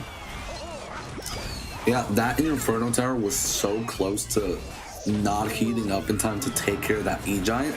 That was just a fraction of a second, and it's all because of the Spirit stun there as well. That could have been a very, very different situation for Vtor if that Inferno Tower had been reset by the Electro Giant. Here comes a Hog Rider with an Evo Knight tanking. NATO can pull it back, but Evo Knight is still tanking. Hog is able to get a shot, and then with all that pressure, it's easy to defend with just one Inferno Tower. Barbarrel comes through to take this Inferno out. Hog Rider again. Vtor doing a great job of applying pressure. And by applying so much pressure, he gets this damage, but he also makes it so these E-Giant pushes are not going to do much, especially with how well he's stacking his firecrackers. And it's looking like Vtor might get an upset here, Minnie. Yeah, I love the decision to go in with Hog Snowball and just relying on the firecrackers on defense, because he was able to get really critical damage and just separate the margin at the end of this game. And I mean, Vtor taking the best of 3 against Mo really puts Lucas in a very difficult situation here. Yeah, I mean, I predicted that Mo was going to win this set. I think we all did. But yeah, like you said, now Lucas in a situation where he's going to have to win this Mega Draft set to force a 2v2. We see at the beginning here that pre-snowball from Vtor was predicting a Fisherman. He was thinking the same thing I thought, that Mo was bringing the Royal Giant, but thankfully for Vtor, it was Electro Giant instead. I think the big thing in this matchup was the use of Vtor's Firecracker. The Firecracker is the most important card in this matchup, as it counters the bowler and the E-Giant so well. And the only way to kill the Firecrackers is with Lightnings or Nados. Lightnings are too expensive, and the Tornado a lot of the time is forced to be used on defense versus the Hog. So, I mean, Vtor just played that so well. Any other thoughts on this best of 3 duels, or maybe any thoughts on the upcoming duel match here, Minnie? I mean, it was just great gameplay from Vtor. I loved how he didn't seem nervous throughout the game at all. He was very confident and assertive in everything he did. Playing Hog Riders while you're defending with Inferno Towers against an E-Giant is a very slippery slope. As we head into our Mega Draft duel here, let's go ahead and get Rich back into the action. Happy to join back up here, guys, as we jump into Mega Draft. And no surprises here. First pick for Lucas Log, first pick for Surgical Goblin. The Poison, and again Surgical Goblin, I think this was Surge who made this pick in a previous round. Correct me if I'm wrong. Maybe it was someone else, but we saw, maybe it was actually, I think it might have been Faust who made the early Archer Queen pick. Juicy, thoughts on that? Yeah, I think Mini said it perfectly in that match where the Archer Queen was picked early. It's just Archer Queen isn't what it once was, so I can't really get behind it. I really like Lucas's option here, just to pick the guards as a very solid counter to that Queen, especially when he has the log as well. So looking at some of the pieces on the board here, no big spell right now for Lucas. He's gonna have to make a choice if he's gonna maybe go for an EQ-based deck. I think Surgical Goblin can see that as a likely path, and we'll see if he chooses to hedge against what would most likely be a Hog EQ deck. But Lucas is currently building in kind of a somewhat meta fashion. Otherwise, it seems like his only real option is to either go no big spells or to go with Rocket, which against the Archer Queen wouldn't be the worst choice. Yeah, Rocket kind of acts as a secondary win condition as well. I can definitely see it, especially if Surgical doesn't have a building in his deck that allows for any Earthquake value. On the other hand, I really like the Mother Witch pick as well here for those minions. Cannon card, one of those cards where generally in the meta it's not there, but it does get a lot of value. It is very strong, so we do see it picked in Mega Draft quite often. Looking at win conditions right now, Royal Giant, Elixir Golem, Goblin Barrel, Hog, Giant Graveyard, Loon, and Skeleton Barrel. Lucas holding log, so that makes, unless Surgical Goblin goes to a Goblin Barrel, Skeleton Barrel, double bait scenario, and especially against the Mother Witch, that seems very unlikely. So Lucas does go Hog, so probably going to go Hog EQ here. Hog Rocket, not impossible, but unlikely. But, you know, thinking about the cycle situation for Lucas here, Surgical Goblin right now has the faster cycle, Juicy. Yeah, and having that faster cycle means it's going to be difficult to outcycle whatever defense of the Hog Rider that Surge does take. He decides to go for his Royal Giant right here instead and wait for his last card to see what Lucas picks to respond appropriately. And Lucas goes for cycle here with the Ice Golem. It will do some low-level kiting here against the Knight, against the minions, and will give a little mini tank there in front of the Hog Rider that requires something. Does Surge go building here? Opts not to. So he's going to try to DPS down these Hog Riders, try to burn them off the board if he can. Very interesting draft round here. Yeah, I can't but agree with you that the Prince is a little bit weird. I think that the Ice Golem in front of the Hog Rider especially will be very difficult for Surge to deal with. Now, Hog has a lot of potential to get a lot of damage, but at the same time, he's picking the Prince here as his Hog Rider counter because he doesn't want to give that Earthquake any value. So Luke is kind of having a dead card in his hand at this point. And I believe Lucas also didn't pick a champion, so no 3-card cycle at the end to get logs and earthquakes down. And also picking the Prince into those guards, which were the second card picked for Lucas. Another kind of strange piece of this from Surgical. Yeah, you're so right. Those guards should get a lot of value going forward in this match versus that Archqueen, versus that Prince. And yeah, I think the Cannon card also just really finishes this deck off quite nicely as a really strong defensive card. When paired with the Tesla, these RGs from Surge are going to be really hard to break through. No lightning, no fireball, so gonna have to wait for poison to tick away on Teslas if they are played in response to those Royal Giants. Approaching the midway point of our opening 3. Chip damage gives the lead to Surgical Goblin, but doesn't mean much at this stage in the game. Guards at the bridge, counter the Queen. Surge going for the minions to deal with this. And we see a Prince at the bridge because the guards are out of cycle. Mother Witch comes down. Ice Golem as well. I think this is a solid defense. Mother Witch can spawn some biggies, distract that Prince, then lock onto the Prince, preventing the charge in the tower. Minions didn't even get a shot either. I mean, great micro from Lucas here with his Mother Witch. I think we're seeing maybe the big problem emerge here for Surgical Goblin, that even if the guards are out of cycle, having the Ice Golem there as a hedge means that Prince is going to really struggle to find any spot on the offensive side of the board. Yeah, and like I talked about earlier, these RGs going to be tough as well when you have a Tesla and a cannon card to deal with. You have the Ice Golem, and this Mother Witch, I didn't think it would get so much value versus the Poison, but it seems like it really is. We got a lot of piggies spawning in and a Hog Rider right behind them, and that's going to be a lot of damage, huge connection on the left-hand side.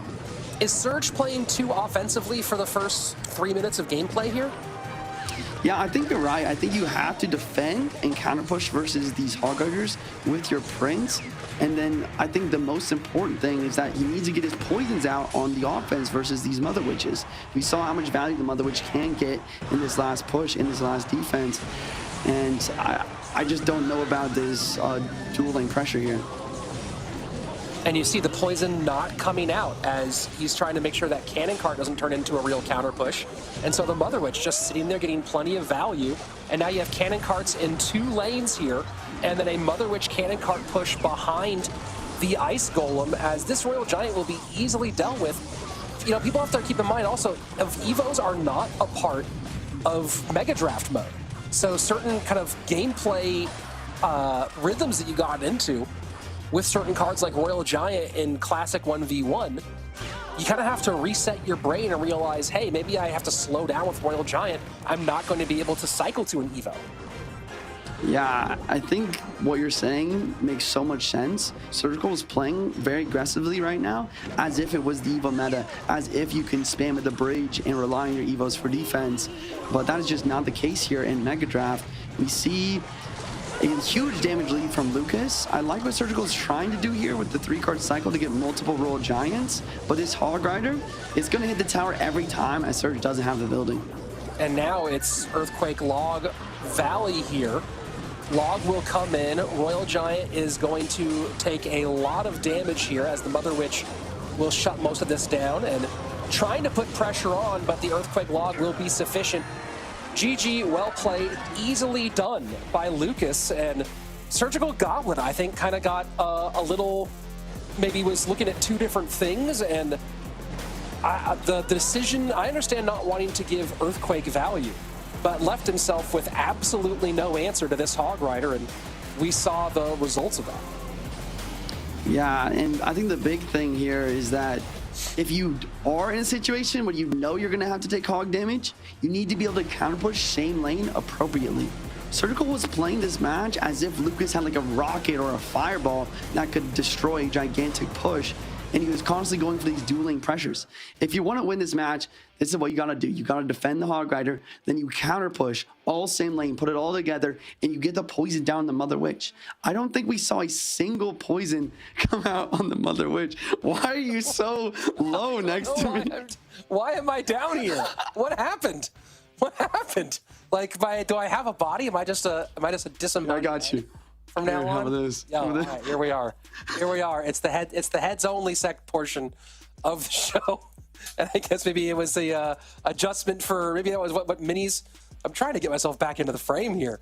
This is more than enjoyable. You know, I'm just gonna adjust I'm not gonna make them do it. I'm gonna adjust my seat up. At least I'm somewhat in here. I don't know if we have the draft shot from that last game, Juicy, but man, you know, you talk about the order of picks here. And I'm going to go ahead and just bring it up on my, bring us kind of a freeze on my own. So you see Lucas, and here we go. This is the draft order from that one. You see Lucas opening up with Log, and then we see Poison. And then again, like we talked about this earlier, Archer Queen is such a weird early pick.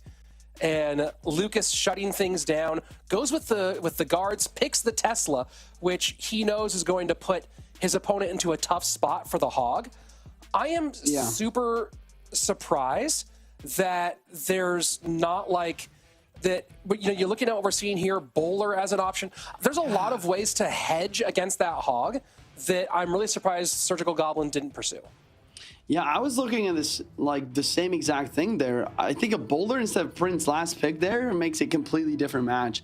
Not only is that Bowler going to be so good at countering the Hog, but even better at counter pushing, especially when those guards were in Lucas's deck there. I think that was definitely the better pick, but you know, that's in the past. This is the now. We have Lucas versus Surgical, game number 2. Surge needs to win this match to force to game 3. And Surgical Goblin picking Little Prince to open Log Fireball easy choice here for Lucas. And Surge picks the bomb tower primarily as, I think, a hedge against the Royal Hogs potential out of Lucas, although Mega Knight is also available. But Surgical Goblin not wanting to give an opening there and looking like he's going to go with some sort of minor cycle. Loon is available, but he cannot pick the Monk, so unlikely, in my opinion, he goes Loon. Yeah, that's the thing about Miner, though. It can be used as a secondary win condition and be paired with so many things. I would not be surprised to see the Miner Balloon. I would not be surprised to see the Goblin Giant Miner or even Royal Giant Miner as a potential. Miner is such a versatile card, and that's why I think it's one of the only win conditions in Mega Draft that can be picked so early. Doesn't it feel like the Monk should reflect balloon drops? Right, because they're projectiles, kind of. Yeah, I've always thought about that. Like, if you deflect like a Royal Giant shot, you should be able to deflect a balloon, but I think that it just doesn't work in the game code. So Lumberjack does make it feel more like potentially being balloon here for Surgical Goblin. Sure. Inferno Tower is open, though. Yeah, Inferno Tower would make some sense for Lucas. On the other hand, there is a potential for even a lightning for Surgical. He definitely needs some sort of big spell. I think he almost has to take lightning to deal with his Mother Witches and these Skeleton Dragons. We'll see if that's the choice here, but I believe you're right. That does make sense. Goes for a NATO. So potentially no big spell here and no splash damage. So does Surgical Goblin, he already has 2 range troops.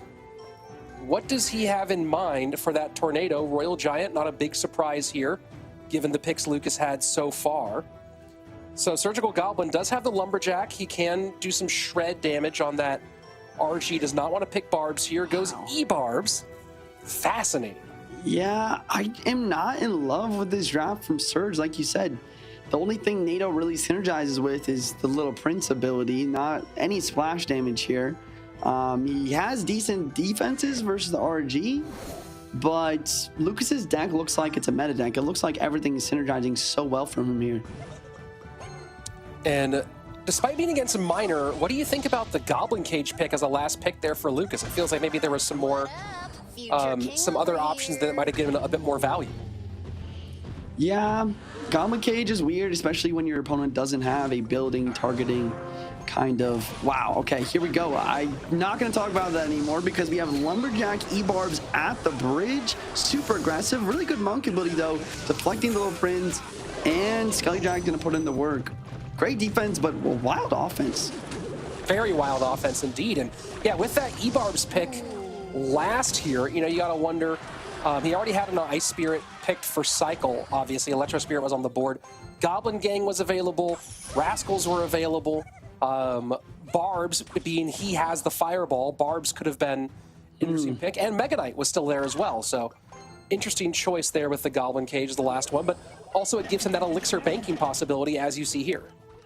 Yeah, I think that's the only reason to take it. You play it here almost like an Elixir pump, as you kind of force your opponent to go into your side of the map where you can use your towers to an advantage.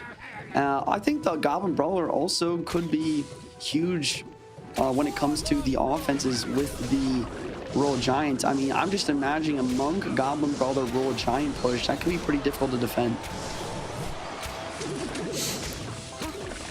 So Pig does not tank for the Skeleton Dragon. Little Prince will stay alive. Not calling out the ability, though, is Surgical Goblin, opting instead to save the Elixir and go for a bit more chip here on the right-hand side. Cage easily stops that from happening. Yeah, I really like the idea to Fire Spirit at the bridge when Lucas doesn't have the Ice Spirit cycle, though. Forcing out a 4 Elixir card is pretty solid. Cage, definitely the best choice from Lucas to stop that, though. Just kind of banking up that Elixir once again, allowing the archers to come onto his side of the map. And we see Surgical kind of doing the same thing with the bomb tower as well. On the other hand, though, the bomb tower not going to be spawning anything once it goes down, so maybe it won't get much value. And here we go. Archers behind. Keep in mind, the Rage has a lot of value here, not just for the for the E-Barbs, which get one shot, but also the damage that the Rage from the Lumberjack does to those Skelly Dragons, as we just saw. And just like that, suddenly Surgical Goblin is taking a lead, but I don't know if he has the elixir to deal with this on the right-hand side. Gonna go ahead and drop the Lumberjack and the E-Barbs onto that Royal Giant, get a little bit of counter push here, and as you saw one more time, the pressure play with the Fire Spirit to that left-hand lane forces the Ice Spirit and the Cage out, and now here we go. Little Prince calls out Guardian, Miner will go to the back, Log goes to the front to deal with that, but again, a big damage lead drawn here by Surgical Goblin, who's running away with this one. I mean, I just did not expect this, and we see the Tornado here as well to pull this Monk backwards, allowing 2 shots from Little Prince. You know, a crazy deck pick from Surge, but it's just working here. E-Barbs plus Lumberjack combo. We have the Miner as a secondary win condition. Miner's going to connect. Lucas gives up, and Surgical Goblin's forcing this Mega Draft set to game number 3. What a fascinating set, and we're seeing really the value those Elite Barbarians gave as a pick here near the end. You got that big shot up front. The big thing I think, Juicy, is that they required so much attention. Not only they did some great job on the defensive side, but they required so much attention from Lucas that I think he found himself in a couple of holes. And then this finishing was just a wonderful sequence there to really put that left-hand tower into the dead zone.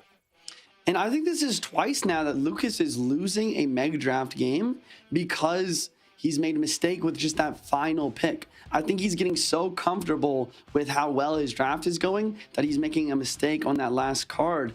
And like you said, is Cage really the right play here? He could have picked Goblin Gang or Rascals. I think Rascals is definitely the pick here to really control those E-Barbs. The E-Barbs would have no value whatsoever. Rascals could do such a good, easy job of countering Lumberjack plus E-Barbs even, paired with an Ice Spirit or a Log. And then you're in a situation where you just need a couple RG shots and you defend some Miners and you win here, but that Cage is getting no value.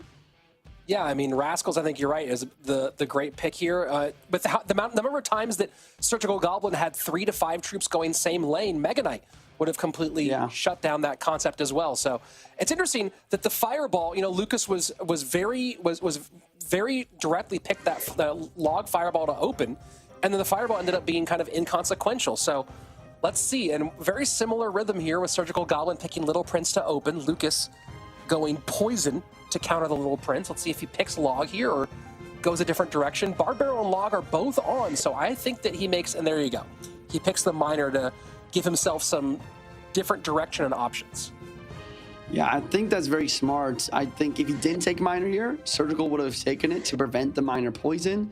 And Surgical does take the opportunity to take this Log here, but like as you said, Lucas has the Barbarrel as an option. What do you think about the Little Prince first pick from Surgical? I mean, it is the best champ on the board, but it seems like maybe it's not the right idea when there's poison to counter it. Yeah, he's been doing it. I mean, most people have been doing it every single time, but he's been doing it pretty consistently if it's there. And yeah, I don't know, because here's the other option, right? Is that you pick Poison to open, and then because you can't let Poison and Little Prince both go without any other phenomenal counter to Little Prince there. So the other choice is you pick Poison to open and dare your opponent to pick Little Prince, which I think that becomes a really interesting cat and mouse game. Yeah, I think that makes sense. Whenever I'm playing Mega Draft, if Poison's first pick on board, usually I go for it.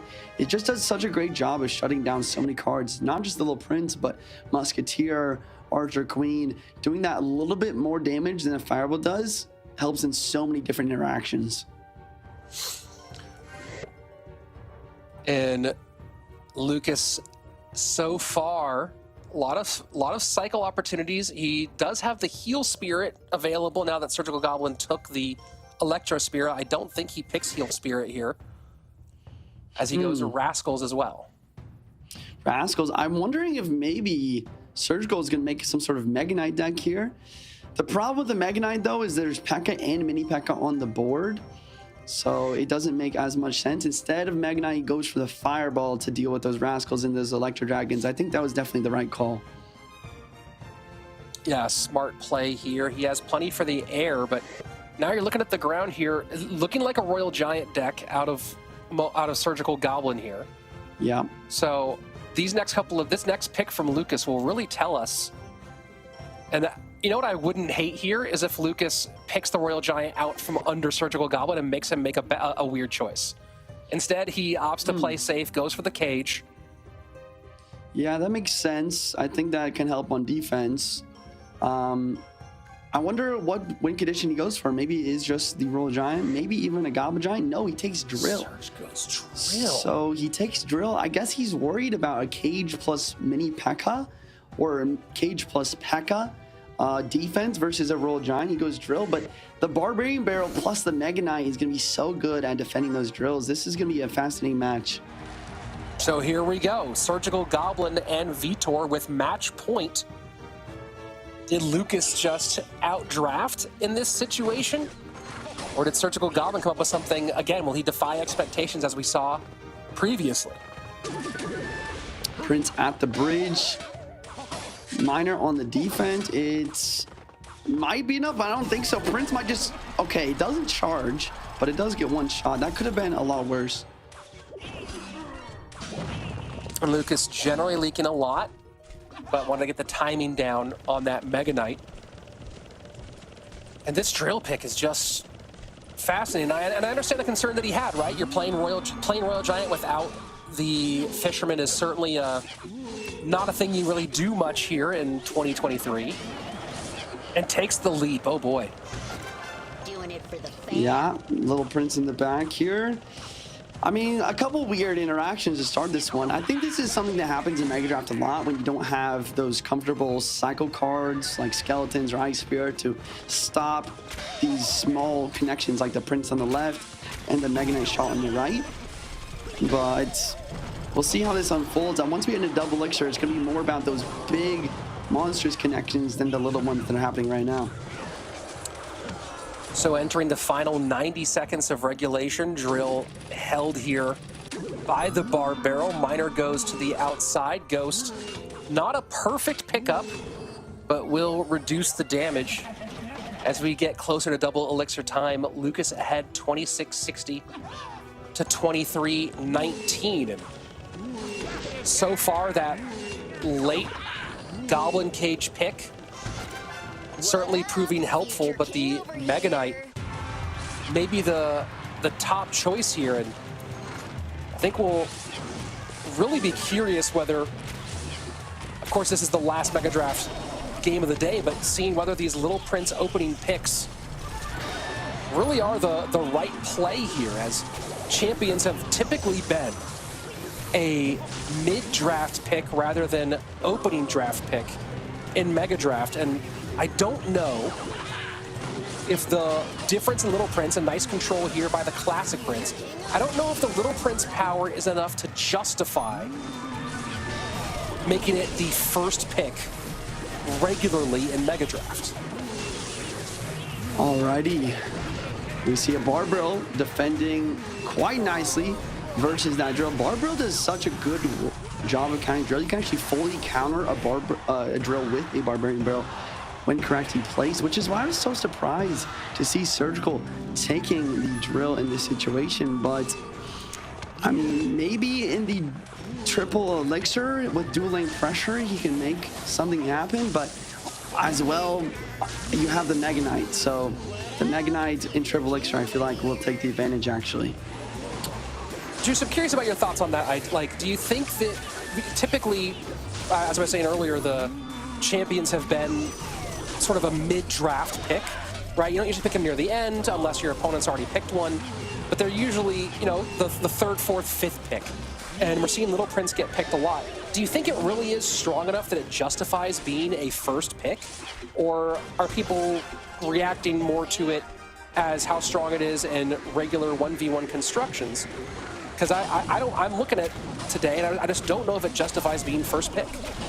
Yeah, I'm honestly with you. I think that champions overall are fairly balanced. Little Prince is definitely the best one, but when it comes to Mega Draft, I think there are other cards that are more important, like the Poison in this situation.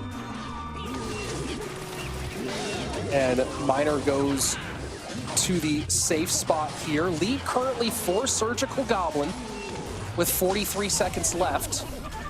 Lucas does have some work to do here. Drill goes in, maybe goes into the back to stretch things out a little bit. Mega Knight goes way back there. Ghost to control the Rascal Boy at the bridge. And Surge a bit more chip damage here. Cycles his Mega Knight in the back. 25 seconds left. E-Drag, he needs to make this push ASAP. Really good pre-barbell onto the drill here. Spear Goblins to make sure.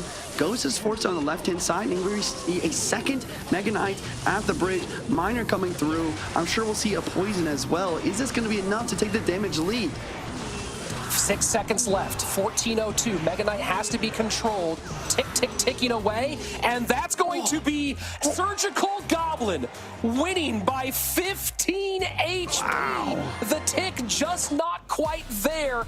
And oh my word, Surge and Vtor teaming up to take down Lucas and Mo and become the Snapdragon Pro Series Season 4 champions. I predicted that they were going to win and get the upset, but I thought it was going to go to 2v2. We've seen Vtor take the upset in the duels mode, and then we've seen Surgical just have a masterclass here in Mega Draft. I've loved watching Surgical play Mega Draft. I talk a lot of smack about the drill choice here, but it ended up working out. Sometimes comfortability is better than anything else, and Surgical showed us exactly why that is today, right here, right now. Well, I think we see two big features here, right? You had to see them there at the end with the cycle play. I mean, one of them, a few factors, right? You have two spells that can get on tower for Surgical Goblin rather than the one for Lucas. You have Prince being a pretty solid counter to Mega Knight overall. Yeah. And then you have the Electro Spirit creating just a little bit more that ability to cycle around and get back to Princes and have them be available. I mean, you see that the ability, there was times when Surge had two Princes on the board and able to create danger and create responses. Overall, what a fascinating tournament. And Minnie joining us here on the desk to wrap things up today. Minnie, thoughts on that last game of Mega Draft?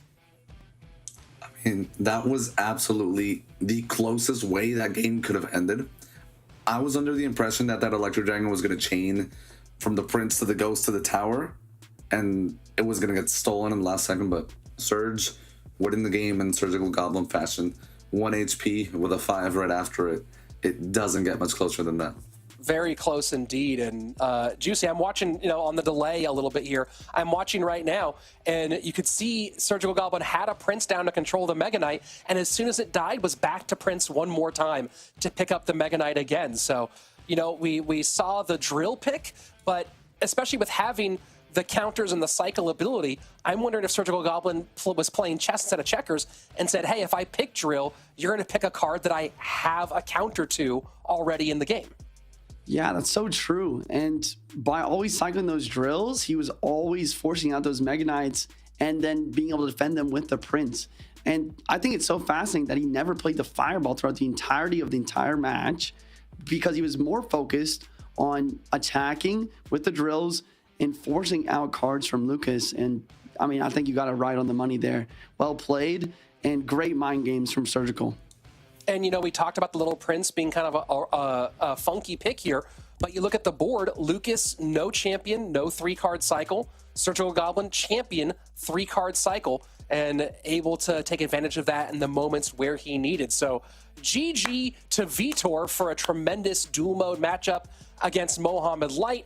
And same thing again, a big, great, good game to Surgical Goblin. Let's go take a look at the bracket and the journey that these two took to get to this place. Yesterday, they kicked things off with a hard-fought victory, or a clean victory against Pedro and Sub. And then earlier today in our semifinal, the win over Faust and Doom. Then finally, Lucas and Mohamed. As we've seen here later in the year, maybe the people are starting to catch up to Mo. Maybe who knows what it is, but either way, Surgical Goblin and Vtor putting together a phenomenal performance and a great way to end your 2023 and hope to lead into 2024 with some momentum. Minnie, let's get some final thoughts on the day. I'll start with you. We've been here throughout this entire season. Of course, a great competition this weekend. What are your final thoughts as we wrap up the Season 4 of the Snapdragon Pro Series? I mean, I'm just really glad we got to witness the culmination of a very, very intense season in arguably one of the best formats that we've seen in a while. We get to see Mega Draft, duels, and 2v2. It's a very emotional roller coaster and it's so investing to watch. I'm really, really just glad that we're presence, everything that these teams have to offer. Jackson, same to you. At the end of this season, any major takeaways? I think my big takeaway here is I think the Muhammad Light effect of players being scared to play against him is starting to diminish here. And I think that's what we've seen as Vtor is taking him down and as Team Motivational actually falls here. This was actually a repeat of the 2v2 tournament that we saw, a repeat of the finals, but Surge and Vtor going to be on top in this one. Well, that's a pretty big takeaway as we do wrap up our 2023 season. Thanks to everybody at home for watching, being a part of it. Of course, there's a lot more Snapdragon Pro Series beyond the Clash Royale universe and more in the Clash Royale universe, hopefully for 2024. If you haven't yet, go ahead and subscribe to this channel. If you're on YouTube, follow us. If you're on Twitch, go ahead and make sure notifications are on so you come back next time. And of course, follow us on social media at ESL Mobile, at ESL_mobile on Instagram, discord.gg/Snapdragon Pro Series. So you can get in on the action as well. On behalf of everybody here, the great production team, Jackson, Juicy J. Wall, Minnie, I'm Rich Slayton. This has been a great season. Thanks for watching us with the Snapdragon Pro Series, powered by the Samsung Galaxy.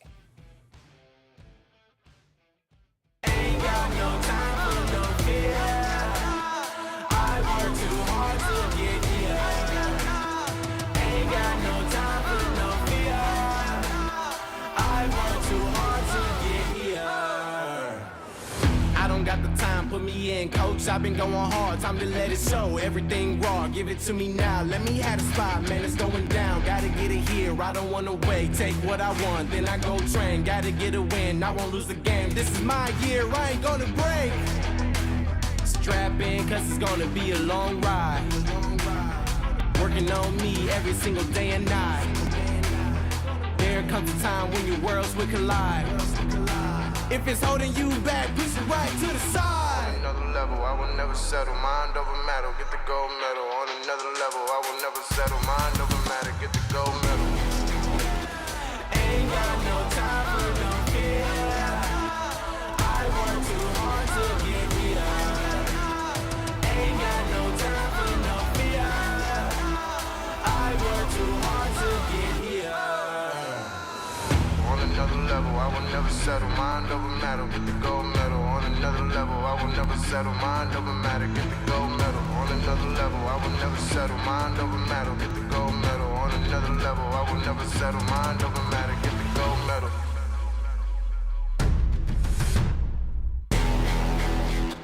Ain't got no time for no fear. I work too hard to get here. Ain't got no time for no fear. I work too hard to get here. Ain't got no time for no fear. I work too hard to get here. Ain't got no time for no fear. I work too hard to get here. Ain't got no time for no fear. I work too hard to get here. I don't got the time, put me in, coach. I've been going hard, time to let it show. Everything raw, give it to me now. Let me have the spot, man, it's going down. Gotta get it here, I don't wanna wait. Take what I want, then I go train. Gotta get a win, I won't lose the game. This is my year, I ain't gonna break. Strap in, cause it's gonna be a long ride. Working on me every single day and night. There comes a time when your worlds will collide. If it's holding you back, push it right to the side. The Snapdragon Pro Series, powered by Samsung Galaxy, is brought to you by Snapdragon Elite Gaming, Samsung Galaxy S23 Ultra, Monster Energy, and DHL.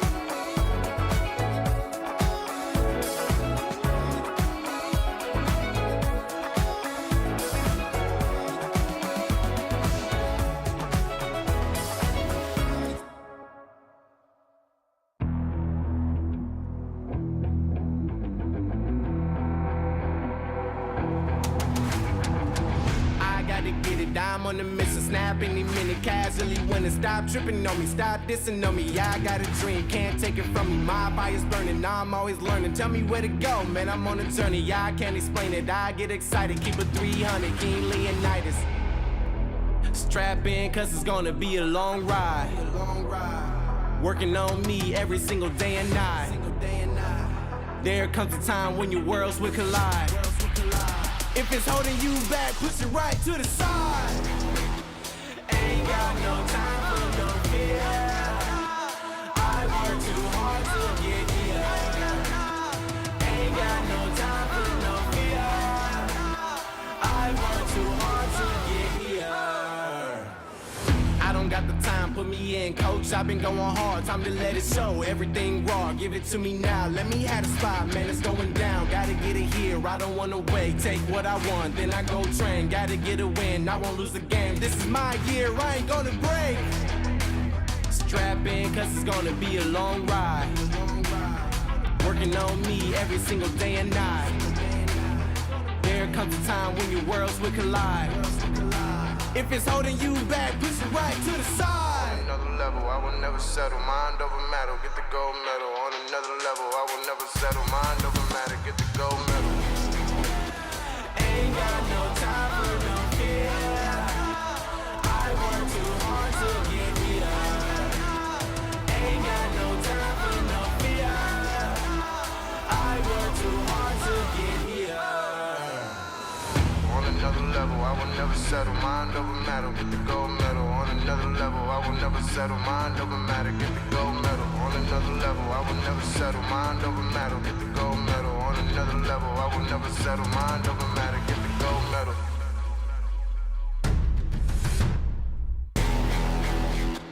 Ain't got no time for no fear.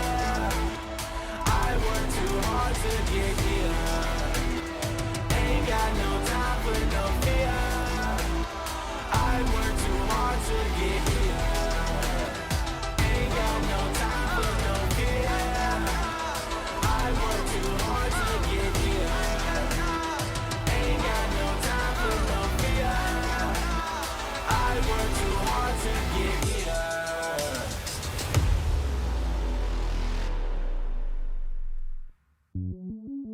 Welcome to the place where dreams come true, where everything you want can be yours, if and only if you're willing to work for them, you're willing to hurt for them, but most of all, you're willing to be first for them. Ha! Look, I'm going straight to the top. I don't know how I would stop, like it or not. I got some goals that I'm hitting. You hear what I'm spitting, it's hot. Look what I got, whole lot of passion and pain. The road to success is insane. Stay out my lane, cause I'm on a mission. I'm getting what stands in my way. Yeah, I'm a beast, I wouldn't play with me, baby. The way that I'm training is crazy and I do it daily. You wanna talk about drive? I got more drive than Mercedes, I've never been lazy. I'm in the room, it's a red alert. You wanna compete, well get better first. I got 10 toes in the dirt, push through the hurt just to show them my worth. I'm the best. Yeah, I'm the best. I never stress. I know what's next. I'm who they test, like we playing chess. But I'm unimpressed, so now let me flex. Ha, yeah, I'ma work through the struggle and hurt, cause I know my worth, and I gotta be first. Ha, yeah, I gotta be first. Look, I don't want anyone's sympathy. I understand what it's meant for me. I give my focus and energy. If it's meant to be, then it's meant to be. But mentally, I'm undefeated. They hear that and say I'm conceited. Like there's no reason. Like I don't beat them and come back again just to teach them that when you work under pressure, you reach higher measures. They'll try and bring you down, but you cannot let them, and only get better and focus on cheddar. Eye on the prize and you'll become a legend. Like, when I'm in the room, it's a red alert. You wanna compete, well get better first. I got 10 toes in the dirt, push through the hurt just to show them my worth. I'm the best. Yeah, I'm the best. I never stress. I know what's next. I'm who they test, like we playing chess.